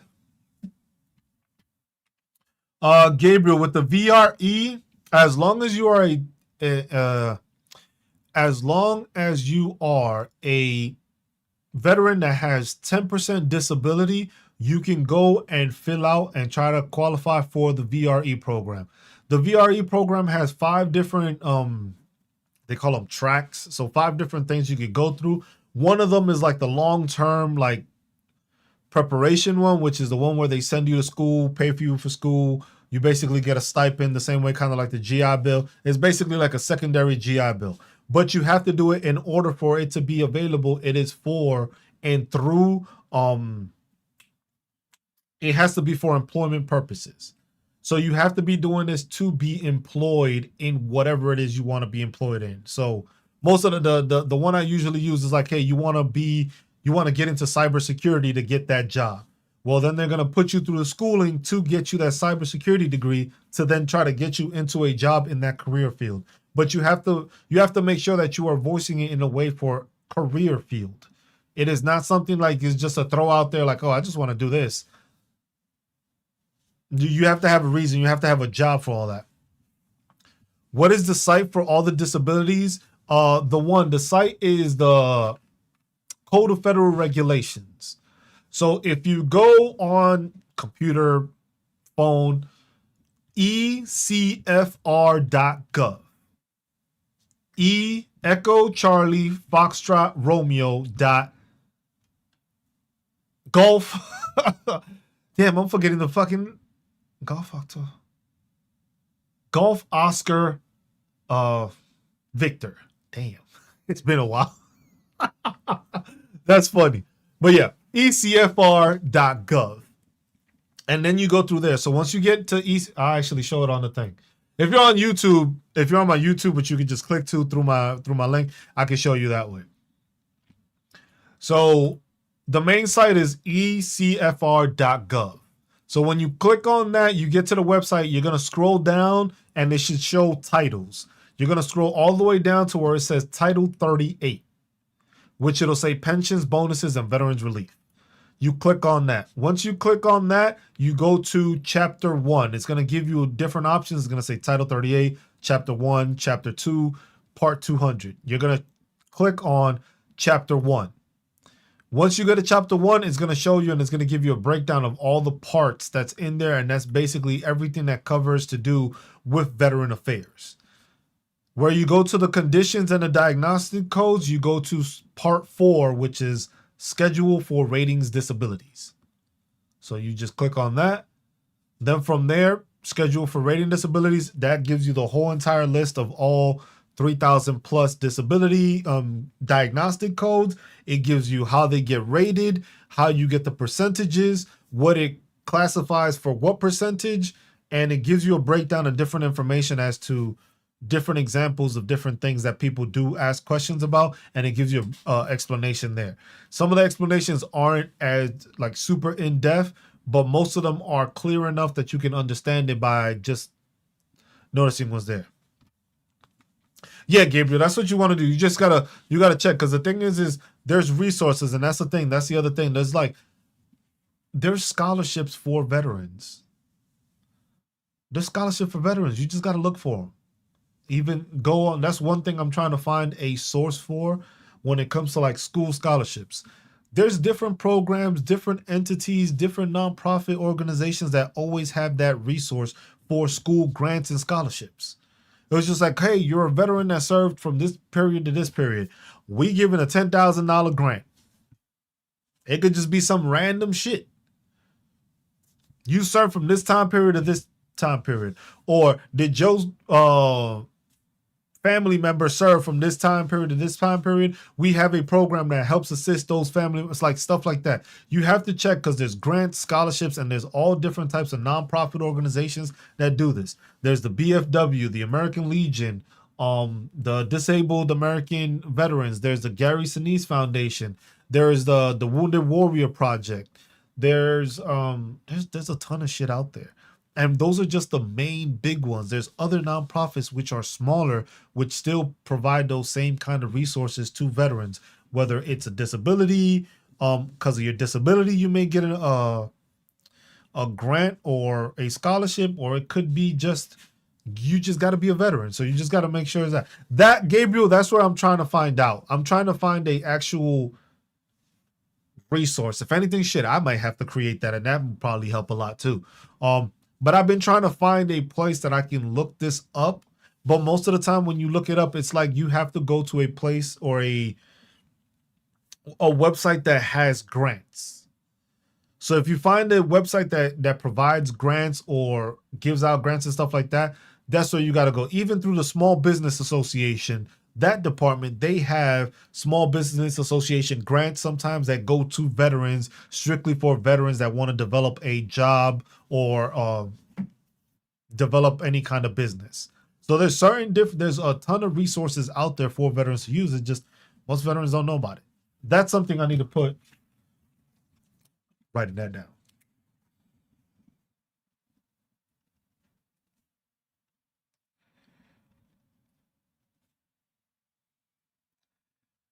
Make sure to look into that and then make a part on the website that covers that. So that way it has it in there also, just like a location where we can find grants and scholarships for veterans and also for veterans' families. Because like I said, the biggest resource you have, excuse me, the biggest resource most veterans have is a VSO within their state. Because each state has different things. That's also working on the website, but to do fucking 50 states and do every single thing for 50 states, that's very time consuming, y'all. I don't got the time for that right now. I'll have time later down the road and I'll build it up slowly, but it's for each state. You have like fishing licenses, driver license plates, hunting licenses. You have tax exemptions, property tax exemptions. You have different resources, whereas like the Hazelwood Act, where if you left out of Texas, you can go to college for free. California has a program like that also. For disabilities, can we use civilian doctors to get rated? Yes, the one. So what you're gonna do is that's where you would go. Like if you go to the website that I have, you can go to Nexus letters. Most of the time, you're gonna have a Nexus letter if you don't have the information already in your medical records.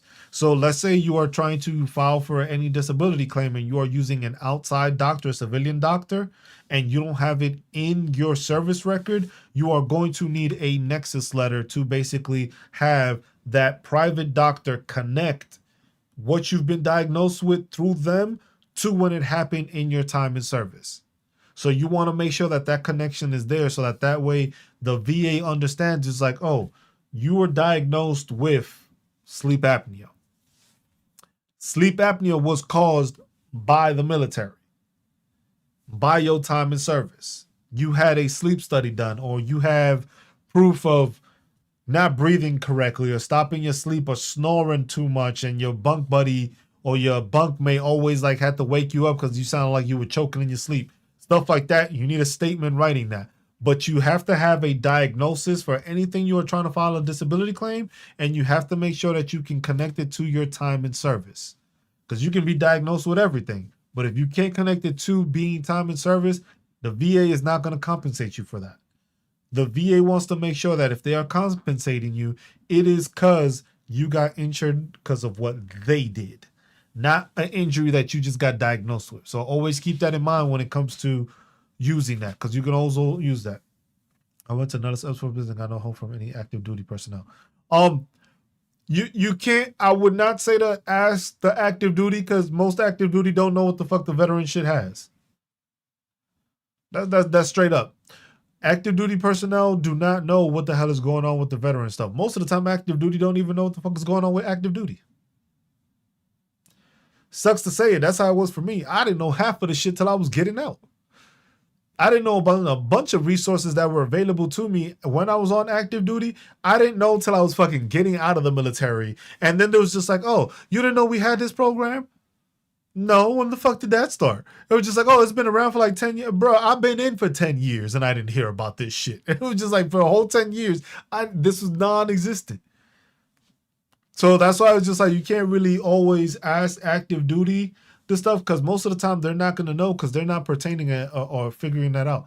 My ex-wife, while in the military, told me I never snored. You got to get checked for that. I was just like, it's hard for somebody that's sleeping next to you when they always falling asleep. They asleep. They ain't going to know you're snoring. They're not gonna know you snoring. If they a deep sleeper, you could be choking all night long. They ain't gonna know a difference. They just gonna go to sleep, wake up, and be like, "Oh, you look like you didn't sleep." I was just like, obviously, because you slept through the fucking night, even though I was snoring the whole time.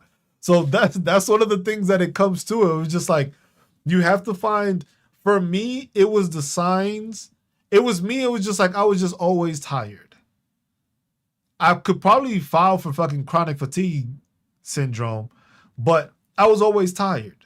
I slept well. I exercised. I was in the best shape of my fucking life. And I was just like, I'm still dead fucking tired, even though I wanted to sleep 12 hours. Even when I want to sleep. Yeah. And that's the thing. I was just like, most people don't realize it till they do it. And then I got seen for it. They thought it was like insomnia that I had, because I couldn't fall asleep. I kept waking up and stuff. But I was just like, nah, I go back to sleep. I just keep on fucking waking up randomly. I was like, okay. Then they figured it out. And I said, I forget what it was. I said something to them that triggered like the PA to be like, let me sign you up for a sleep study. I can't remember what it was that I told them. But after that, they were just like, yeah, we're going to schedule you for a sleep study. Then I got it done. So, but it all depends on how you go about it. But you always have to have a diagnosis. You have to have the documentation, and you have to make sure that you are connecting it to your time in service. If you can't do that, that's where a lot of veterans fall into the problem, where they get the issues and they don't get the rating that they thought they should have got, or their stuff gets denied. That's the reason that happens, is because you don't have the diagnosis. You have the documentation showing it, but you don't have that connecting factor to your time in service. That is the biggest issue. You have to make sure. What is it?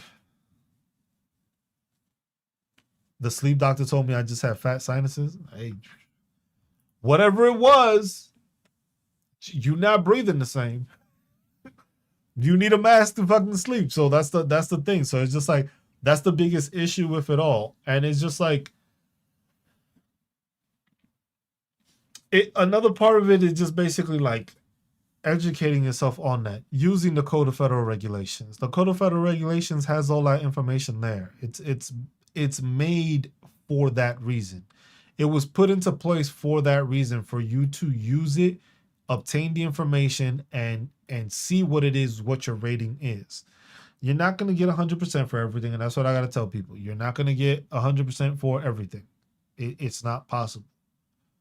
Every issue you have is not going to be rated at 100%. Some things will be rated higher than others, but everything is not worth 100%. Most of those bone and stuff issues you have, or muscle and joint pains, are not going to get you a full 100%.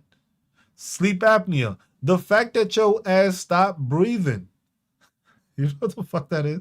The fact that your ass stopped breathing and you still ain't getting 100% for that. So look at that. Look at it that way.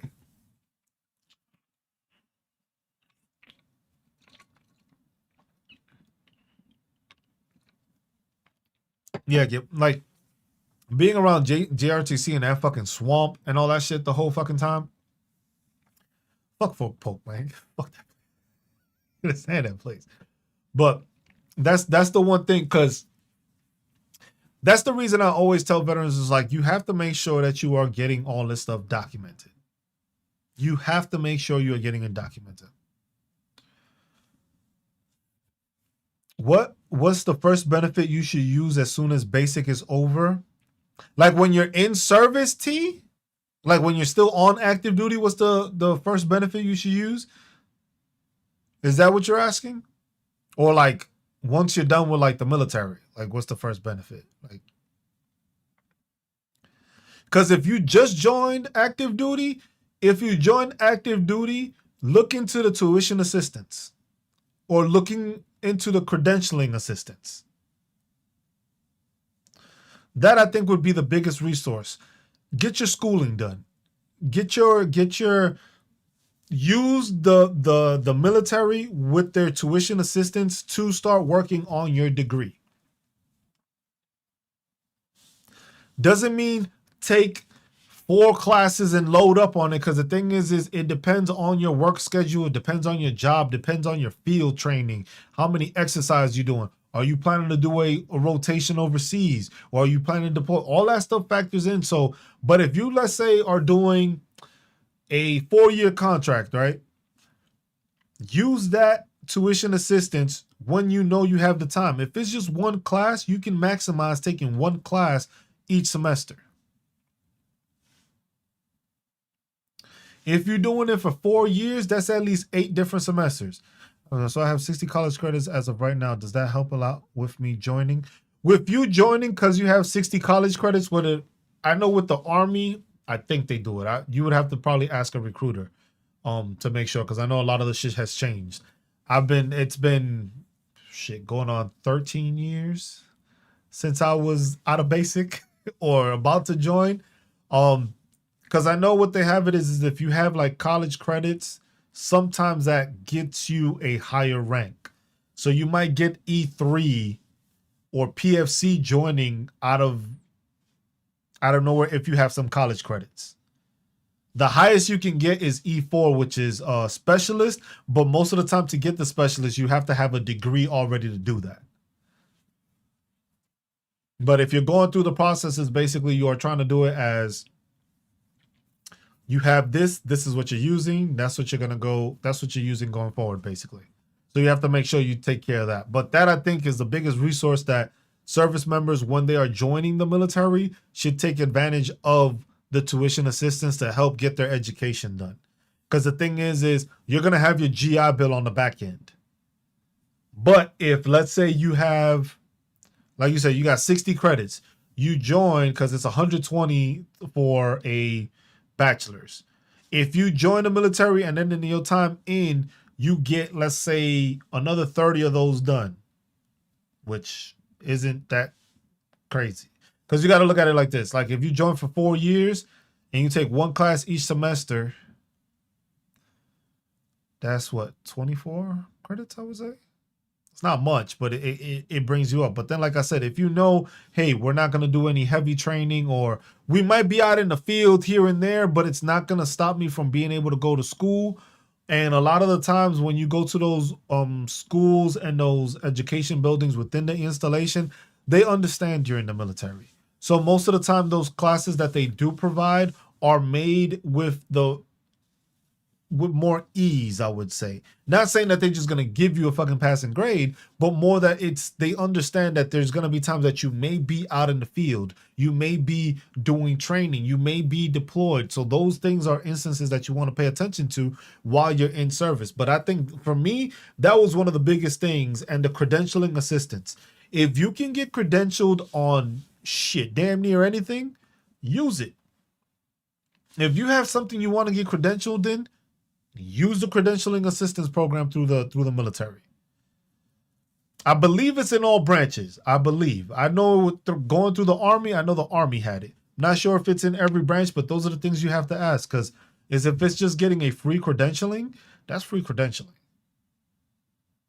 No matter what the credentialing is. If you're getting it for free, because the military is paying for it, that's something that once you get out, that is still a credentialing that you have that will make you look and stand out from your military stuff and the guidance you can receive. So that's something to always pay attention to. But I would say that's one of the biggest benefits that soldiers never take care of. Would you recommend the reserves, national, active, rank them? That all depends on what you want to do, man. That really depends on what you want to do. Because the thing is different things for each one of them. Active duty, this is 24/7 you doing it. For the time you're in, you're doing it for 24/7. National Guard and reserves is different. National Guard, the reserves I don't know too much on. The National Guard I know it's basically like what, 40 days a year? Basically 1 weekend a month, which is 28 days. I'm attending. Nice, Gabriel. Yeah, definitely ask questions. Have a lineup of questions, Gabriel, and do it that way and just ask at those expos. Because those expos have a lot of people. And most of the time, they also have hiring and employers that want to hire people. But National Guard is like, it's 1 weekend a month. You take 2 days times 12, that's 24 days. Then you get the 2-week annual training, which I think for most is like during the summertime, or they specify what that is. So it's just like, Navy Reserve 2 weeks a year, 1 weekend. Yeah. So it's almost, you're almost doing it for 40 days. So basically you're doing it for 40 days. And it's just like, that's 40 days out the year that you are doing the military stuff. The thing is with that one, is just like, you have that, but in case you get needed, you may get called, or if they're going to do something, do that. Sometimes they have deployments that you could join up into. Not everybody does it, but it's a different environment because the thing is you can still have a civilian life and just do that 1 week in a month and that 2 weeks throughout the year. Some of them offer bonuses. Some of them offer large bonuses through the state to stay in your state. You do it and you go through there. There's also the Title 10, which is you being basically on active duty orders through the National Guard, which basically allows you to get the same pay, but it's nowhere near as strict. It's nowhere near the same stuff. It's still the military. Don't get me wrong. It's still the military. Still got to do training. Still got to do that stuff, but it's not the same thing. With the reserves, I'm not well versed in because I'm not entirely sure how they operate or how they do it. But like JB just said, the Navy Reserve is basically the thing. So I think it may be the same thing as the National Guard. It's the reserves. But I did active duty. So I did active duty for my 10 years. Those great times, those shit times, those bad times, there's things I wish I could get a chance to do again. And it's all a different experience for everybody. I'm thankful for serving this country. It was an honor to be serving in the military, and it was an honor to be part of the fucking army. That's for me. It was a great fucking experience overall. Like I said, there was some shit ass time and there was some bad ass times. There's things you don't want to relive, and then there's things you wish you had a second chance at them while being in the service. And that goes for everybody. Everybody can probably tell you the same thing. What you're going to do is you're going to meet some amazing people that you are going to know for the rest of your life. That you'll probably have them on Facebook. You'll know them. You might not see them again in person. But y'all interact and y'all remember that one instance. Man, you remember that time? And you'll have those reminiscent points and stuff like that. That's the stuff about it. That's something that you don't get anywhere else. That camaraderie and that family that you build within the military is not something that you find in the regular day world. So that's something that it's different. But it all depends on what you want to do. If you want to do this full time, go active duty. If you just want to make sure to do it, still get the benefits and do it, you could do it the other way also. But it all depends on how you want to go about it. That's the only thing. It really depends on how you want to go through the situation and what you want to do with the situation. That's what it turns into. If you want to do this, that you're doing it 24/7, active duty. If you want to do it 1 weekend a month, 2 weeks a thing, you do. See, I could write a book. JB, I think a lot more people should do that. A lot of people should write their stories and tell the thing. It's just like you end up. The funny thing is that you don't remember half of the shit you even fucking do. Half of the shit you did, you won't remember till you have that story and you writing it down, and then something else pops into your head like, oh shit, I do remember that now. I was like, I didn't think about that, but it just popped into my head. That's the thing. That's what I said. I enjoyed my time in the army. I loved my time in the army, and I also fucking hated it at the same time. And I think everybody can fucking agree with that. Look at that. 20 different countries. I got to live in places I never thought in my lifetime I would get to live. I got to live in Hawaii. I got to live in Europe. I got to travel Europe. I got to see a lot of countries in Europe. And this is something that I never thought I would be able to accomplish. Something that I never thought growing up, kid in New York City, fucking just trying to make ends meet, talking about, oh, I was in Poland. I got to party in Poland. I got to party in Italy. I got to party in the Netherlands. Like all the making those statements is just something that some people just dream about. And it's just like, some people is just like, you know what? I got to do one of those. I might have gone to Europe for one thing, but I didn't get to go all over the place. It was just like, I was able to have that opportunity because of me serving the military. Now, is that the same experience for everybody? No. For some people, you do get that experience where you do get to those locations. And some people just end up staying in the States. Some people just end up bouncing from fucking Bragg to fucking Benning to fucking Polk, Irving, fucking, that's it. And some people get to go to different places. Some people get these exotic ass places. Some people get to get stationed. Look, JB will tell you. Singapore, Africa, Egypt, Hong Kong, Thailand, the Philippines. They was just like, but that's mostly the Navy. The Navy will give you more opportunities because if you get on a ship, you're going to travel with that ship and that ship has to refuel and you'll go to different ports all over the fucking world. All over the fucking world. With the Army, not as much. The Navy, you get on a ship and you end up on a ship, you're going to travel so many fucking places because they're going to go to different ports, stuff like that. Air Force too. The Air Force, the way you got to look at it like this is that we are all over the world. The military is all over. The U.S. military is all over the world. The thing is that it's small amounts of people in those locations. So sometimes the stars have to fucking align for you to get into those positions. Some are always available, some are not. Because shit, you can go and you can go join the army. You can go to Korea.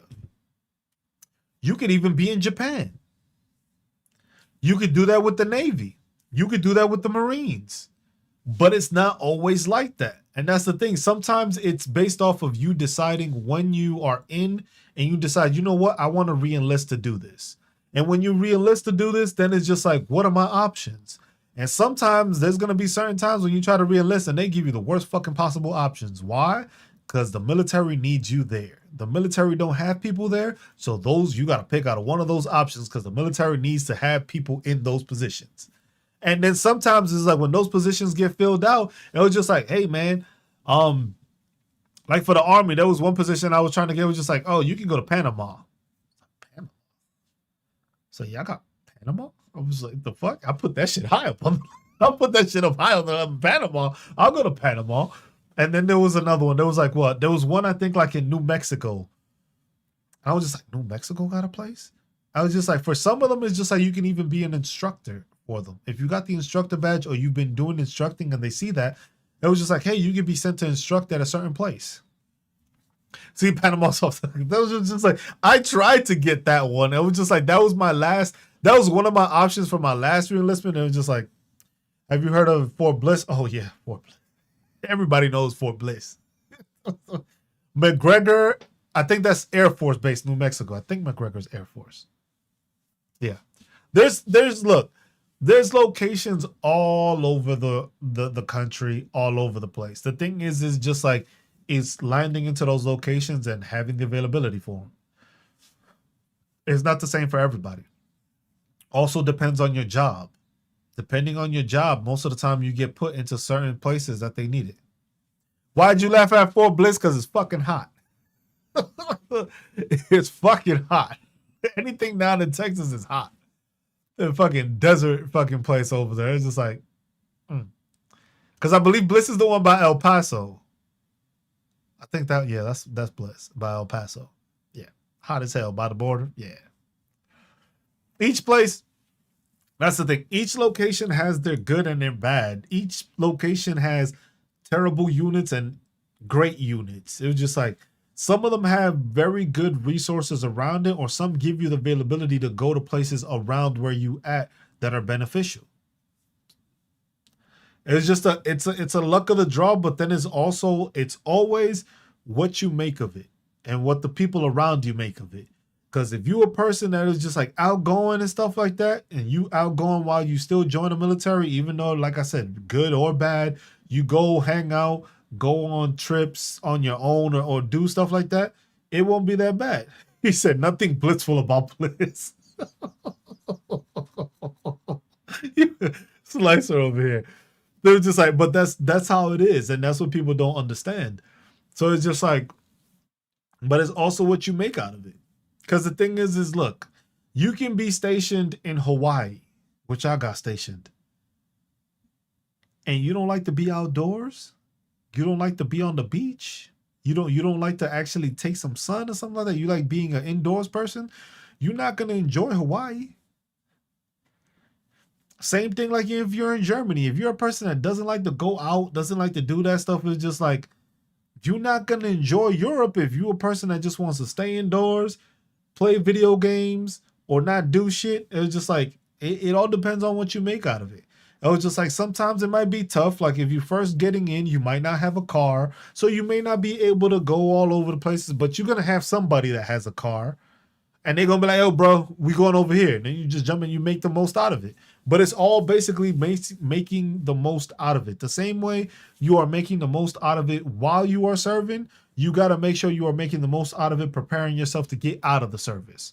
Because whether you do 4 years or 20 something years, it's what you make of it and what the resources are within it that you take advantage of. Because if you don't take care of the advantage or take advantage of those resources that are available to you, then it's going to be the same thing when you're a veteran. If you don't know about the resources, then you ain't going to know about it. See, look, Slicer says Fort Stewart was nice because he had Savannah, Georgia. I was in Germany. I had Europe. I got to travel all over Germany. I got to go to Frankfurt, Dortmund, Hamburg, Munich, Nuremberg. What's the other one? Fucking Kaiserslautern. Then I got to go to fucking the Netherlands. Went to a festival over there in the Netherlands. Went to Italy. Got to go to the fucking Colosseum, which was one of my fucking bucket list items. Got to see Rome. Got to see Venice. Went to Poland. Went to the Auschwitz, Grafenwehr. Yeah, that's where I was stationed at, Slicer. That's where I was stationed at. I got to go to the Czech Republic, got to go to Prague, got to go to Krakow, got to go to Wrocław, Pilsner in Czech, got to go to Switzerland. What else? Oktoberfest is shit. I love that fucking place. That shit was so much fun, man. I was just like, but you get to experience that stuff. It was just like, if I would have decided, you know what, I want to stay indoors and I'm going to just play fucking video games all day, I would have never been able to experience all that. I would have never seen all those places in the world. I would have never had or had the ability to tell somebody, it was just like, look, this is the experience, here you go. Do you believe the contract goes by fast, for example, the 4 years? Contracts go pretty quick. It depends. If you're having a great fucking time, it goes too fast. You having a shit time, the shit don't move. Unfortunately, somehow. That's how it works. But the thing is, it's just like, it's a day-by-day process. And it's just you taking advantage of day by day. Live life how you want to. Enjoy life. Enjoy life and enjoy those things that are able and you're able to do. We need an actual Oktoberfest here, Slicer. That's what we need. An actual Oktoberfest. Not these bullshit ones that they try to do. But that's what it is. It's just dependent on it, because contracts Contracts go. Like, people don't realize it. People just be like, you got people that you can ask somebody that's been in the military for like 10, 15 years, be like, bro, I don't even know what the fuck that. Because you do so much that you forget so much also. But you go through it and you don't even realize that you went through the whole process. So 4-year contract isn't bad. 4-year contract can be great. It can set you up for success because, like I said, if you join for 4 years, you basically got the 8-year obligation. So you in the service for 8. Your active duty time cuts into that. But once you hit the 8, you have an 8-year obligation when you sign up. The rest is inactive. Yes, I have seen that, Slicer. I went to a lot of fairs while out there. Everything over there was just fun. Germany was a good time. Germany was a good time. I need to fucking plan a trip back because Germany was a great fucking time. That was a great time while being over there. But that's what it is. It was just like contracts can go fast. It's just literally you join the military, you go, you join amazing people, you get to do things, you experience things you never thought you would have done. You surprise yourself with the things you actually accomplish. It's just like nobody ever thinks they're gonna rappel down a fucking tower. Nobody ever thinks they're gonna jump out of a plane. A working plane. Now, not a fucked up one, a working plane. Nobody ever thinks they're going to be on a ship across in the middle of the fucking ocean. Yeah, KTA, you get to know yourself more than ever. You get to know who you are. You get to experience yourself, and you let to allow yourself experience things that you probably never thought you would. I was just like, you go to certain places, you travel some places across the world, and they got a certain type of food, and you be like, you know what? I never thought I'd eat this shit, but fuck it. Let me try it. Damn, this shit good.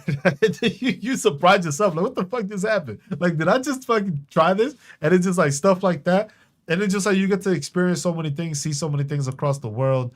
You get to see history. You get to see different cultures. You get to try different cultures' foods. You get to see different people. You get to meet different people, different cultures. And that's something that those experiences are something that you just don't. It's difficult because you just don't think you would ever experience that.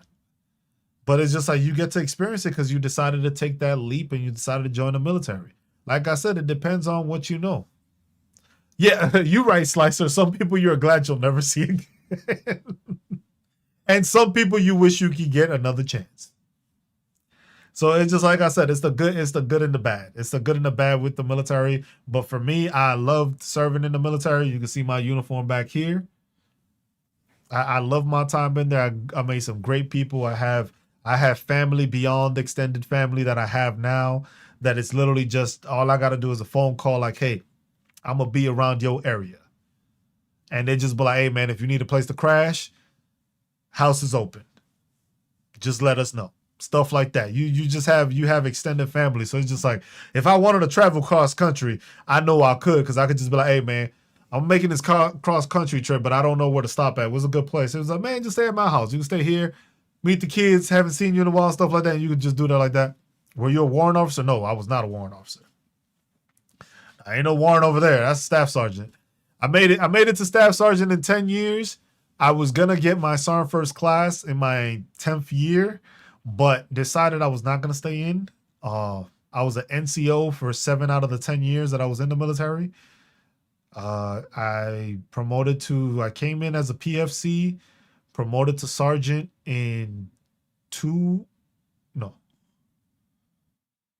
6 months. I got in as a PFC. At 6 months, I got my specialist. Another 6 months after that, or the time period I had to wait to get to specialist. No, it was 18. Was it 18 months, I think? 18 months to get to specialist. And then another 6 months just to go to the promotion board for sergeant. Got my sergeant at 3 years. Got my sergeant at 3 years. Got my staff sergeant in 5. And then rolled that out the whole way. Would have gotten my Sergeant First Class in 7, but COVID hit. They stopped the schooling. Then they changed the whole fucking promotion list order and all that shit. And I was just like, fuck it. I would have promoted again. I would have gotten my Sergeant First Class if I would have just re-enlisted. The only reason I didn't get it was because I didn't have enough service time to get the Sergeant First Class. So in order to get it, once you start getting into those higher ranks, you have to at least give those 3 years that you're going to say, yes, I'm going to stay in the military for 3 years, because they don't want to give you that position knowing that you're about to get out when they could have gave it to somebody else that they know is going to stay in. So I got my shit. 7 years of being a fucking NCO in the fucking United States Army. 5 of those as a fucking staff sergeant, the other 2 as a sergeant. And I did my 10 years. After that, I was just like, this isn't for me. My body is not fucking cooperating. I was just like, I'm the type that needs to be in front and lead soldiers, and I can't fucking run no more. I was just like, I'm not going to be one of those.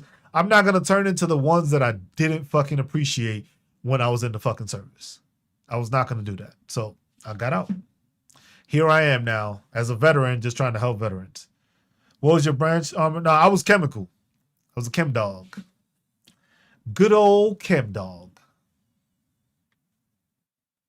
So literally, I got attached to everybody. I was with the infantry. I was with the cav. Certain rotations, they throw you in there. They throw you wherever you needed because you were chemical. So they needed somebody that knew the chemical shit. They needed somebody to be able to teach them how to fucking survive in case shit popped off. I was that guy. So yeah, I appreciate that, JB. I was that's what it is. It's just like I was just a chem dog, did that. But thing is like I said, that's the one thing. Yeah. And it's also that's one thing when it comes to picking jobs in the military. Depending on what job you pick, you can be put anywhere. So it doesn't really matter what your job is specifically. If you were chemical, every unit needed somebody chemical. So you can go into any fucking unit. You can be put into an armor unit. You can be put into a tanker unit. You can be put into an infantry unit. You can be put into a signal unit. You can be put into everything because they always needed a chem dude. Same thing with supply. Where's my NBC NCO? Always looking for him. But what was he doing? I moved up in the ranks because of the fact that I joined a bit older, but then at the same time, I took on responsibilities because nobody ever did chemical shit. So I learned everybody else's job. I was put in positions that most people were just like, I don't want that shit. I was just like, I just learned everybody else's job. I knew my job, but then I was able to learn everybody else's. So when it came to teaching soldiers, I just was well-rounded in all the stuff. So it's like, hey, how do I fill a fucking radio? I got you. I was just like, oh, you work for Camo? No, I'm the chem dude. They like, what the fuck?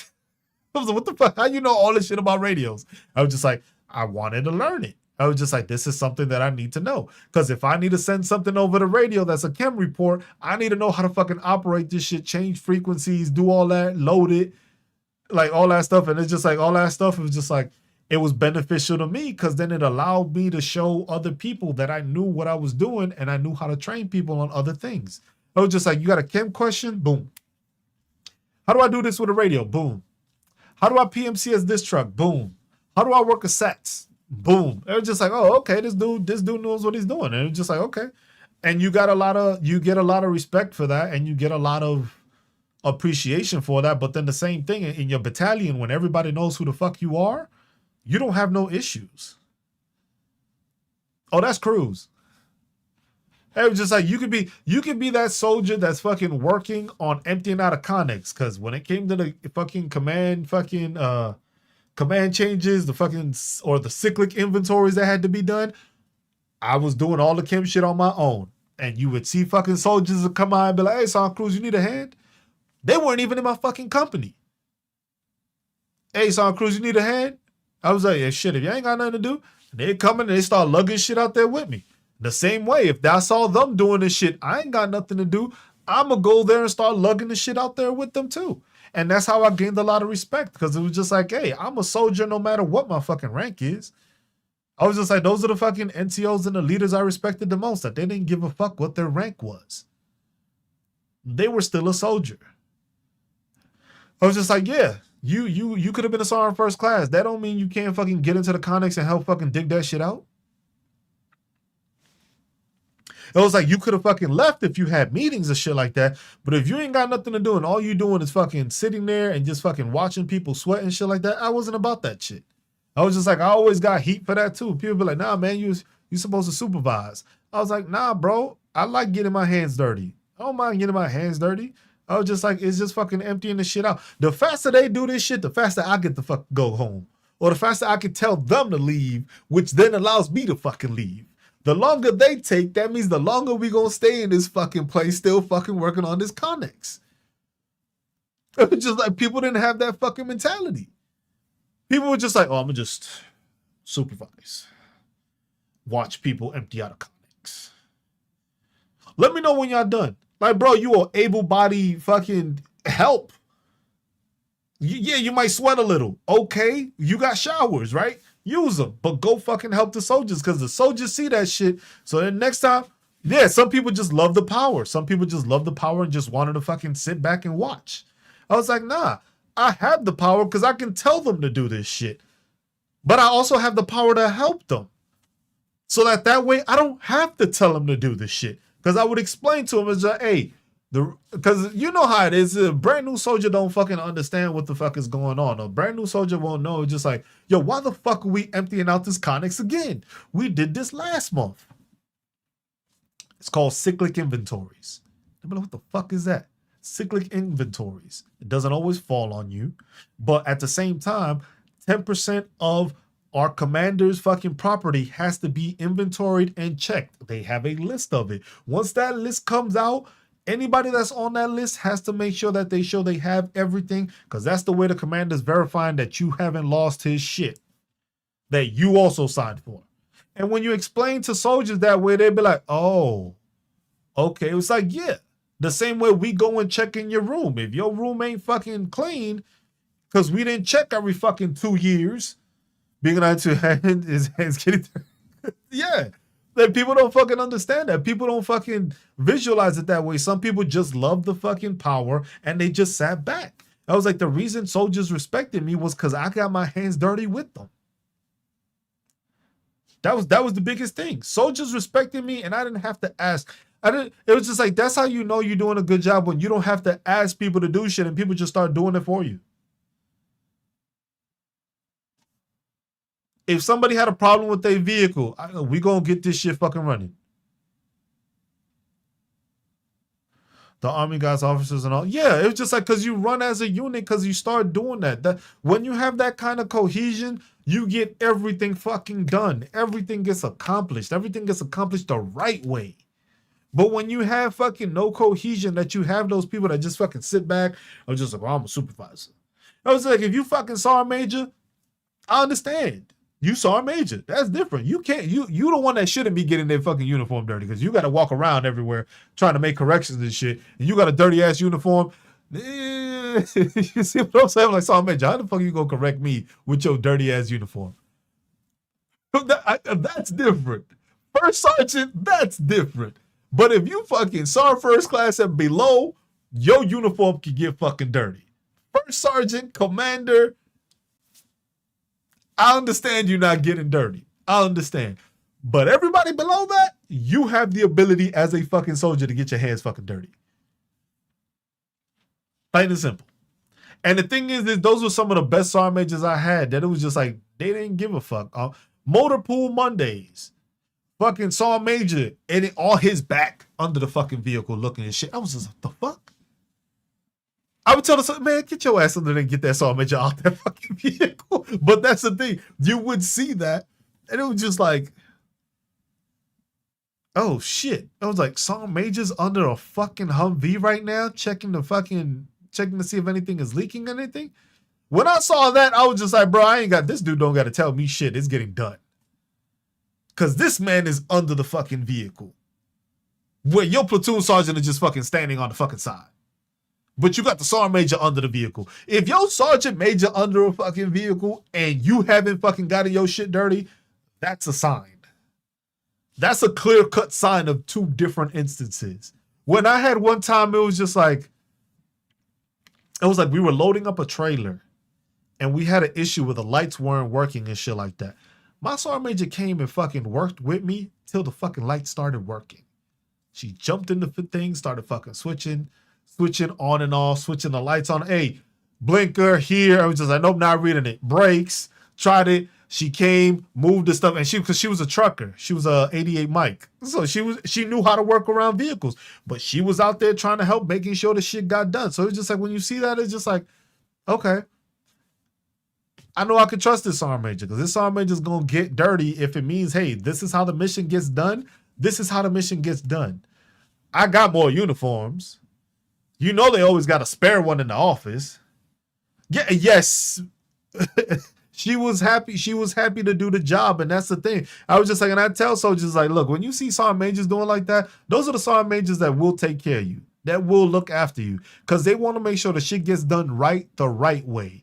They don't want to just watch you do it. If they can help you doing it, they will do it. And that's how I learned from those sergeant majors. It's just like when sergeant majors are working their ass off, just like they were a fucking private, it was just like that shows and that passes down. Because it's like, yo, if the fucking highest ranking person in this fucking battalion, or second highest ranking, is fucking getting down and dirty,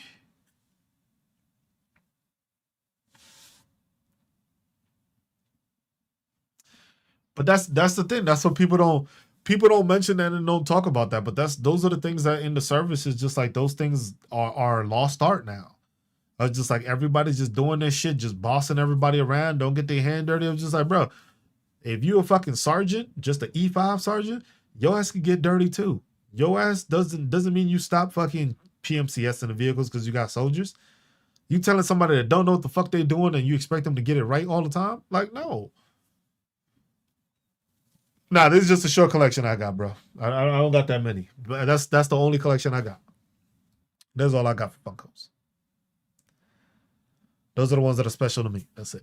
But that's the thing that people don't understand. And it's the same thing with this whole VA stuff. You have to pay attention to what you're doing. You have to exercise the knowledge that you have. You have to use the resources of other veterans. Because it's like, that's what I do. I'm making sure to assist other veterans, take care of them, give them the knowledge I have, so that way, hopefully, those veterans that learn something can pass that information down to the next veteran. And then we just continue that cycle where we keep on educating people and keep on lifting stuff up. If we're not doing that, we're not helping anybody. If we're not helping our active duty service members while they're on active duty, we're just setting them up for failure as veterans. And then if we veterans and we ain't helping other veterans and we just downplaying veterans or talking shit about other veterans all the time and not bringing up solutions, that's the thing. Do I talk shit about veterans? I do that shit all the time. But I'm here fucking doing workshops. I'm here creating fucking websites. I'm doing all this shit for free. So I have the ability to complain. I have the ability to talk shit on people that don't do what they need to. Because I'm doing this shit as a free service to veterans because I'm a veteran. I'm talking shit about veterans, yes, because some veterans are pieces of shit. Some of y'all transition straight out the fucking military and with the same pieces of shit within the military. That didn't change. But that's what people don't understand. And that's the thing that people need to talk about and make sure to realize that these are the instances of things that happen with us as veterans. We're not educating each other. We're not taking care of each other. We're not looking for the multiple resources and the multiple availability that's there. Like the same thing in service. If you were that type of person that just wanted to stay indoors, didn't like to fucking go outside, you're going to say that the military was shit. The same way, if you got the VA, you don't use the VA, you never found all the resources that it has. What do? You're going to say that the VA is shit. The same fucking thing. It doesn't fucking change. It's just a different environment, different parameters, but you're still doing the same shit. And that's what it is. But I ain't got nothing else, man. I ain't got nothing else. If y'all got questions, shoot them out. I'm about to call it. I still got fucking homework to do. Still got homework to do, but as always, these workshops are here every Sunday. One last question. What's the best way to get funding to finish my PhD? GI Bill exhausted. JB, try the VRE program. Try the VRE program. Because the thing is what you're going to say is basically you will find a position that the PhD is required. So whatever the PhD it is, try to find an employment that goes with that PhD. So whatever the PhD is that you're trying to acquire, because I'm looking into it. I don't want to do more schoolwork, bro. I'm tired. This master's degree, I think I'm done here. my professors have told me, like, bro, just get your PhD. I was like, for what? Like, but if you're gonna get the PhD, go through the VRE, but find a employment that fits you obtaining that PhD. So whatever that job placement is, or whatever that job like you seen and you posted, be like, look, I'm working on my PhD because I want to get to this position, because I have this experience which fits everything, but this job is requiring a PhD. So I want to use the VRE program, the Veterans Readiness and Employment, to obtain my PhD to be able to compete to get that position. Because that's the one thing that a lot of people don't understand and they forget, that it's like you have to do it in the manner that it's going for employment. When you're doing it, is the VRE is for employment purposes. It's not just to give you schooling, because that's what the GI Bill is. The GI Bill is you going to school for whatever the fuck you want to get your degree in. The VRE is for employment purposes.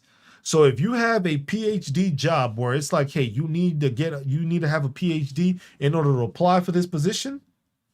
Hey, I want to use the VRE program because I see this position here is yada, yada, yada. I need this, this, and that. I have everything, but I don't have the PhD to be able to do it.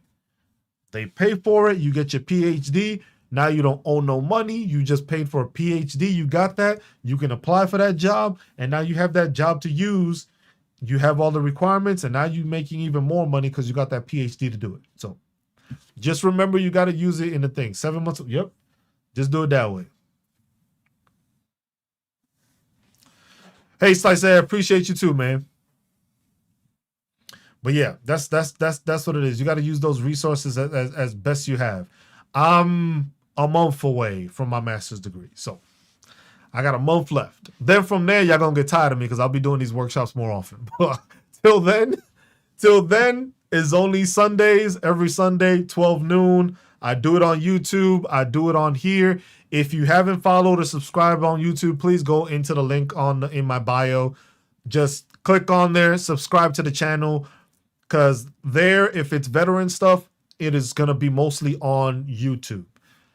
Here, I do these on Sundays, but most of the other time is just more a political, it's more of a political platform that I use here to talk on politics. The workshop, YouTube, that is strictly just veteran stuff. Even though sometimes I touch on politics like I did earlier today, which I don't like to do, but sometimes you have ignorance in the chat and you just got to deal with it. But otherwise, everything else is on YouTube. Go through YouTube. I have 2 years plus of these workshops, some being property tax, some being the CFR, some being the VRE, some being, it's like all different topics. And it's just like, go through there. You can watch them, put them shits on fast forward, listen to them as an audio or something like that. I give information as people ask questions, and when I go certain topics, I go over them. But that's the best I can do. But I appreciate everyone. I hope everyone has a great week. We'll see if I pull up at one point during the week with another of these, but like I said, with schoolwork, I'm trying to get this month done, and then from there I'll start dedicating it more. But same thing, make sure to like, give a follow on YouTube. That helps me more. It helps me grow more and push more information out. Check out the website if you got any information or any suggestions, anything like that. Make sure to go to the contact form on there, fill it out, give a suggestion for the website or what you think you would be better, what would benefit you more, what could probably use an explanation, whatever the case. Leave any suggestions in the comment thing. But besides that, that's all I got, y'all. So Cruz signing out. But as always, be good to one another, take care of one another, look out for one another, love one another, and stay marvelous while doing it, y'all.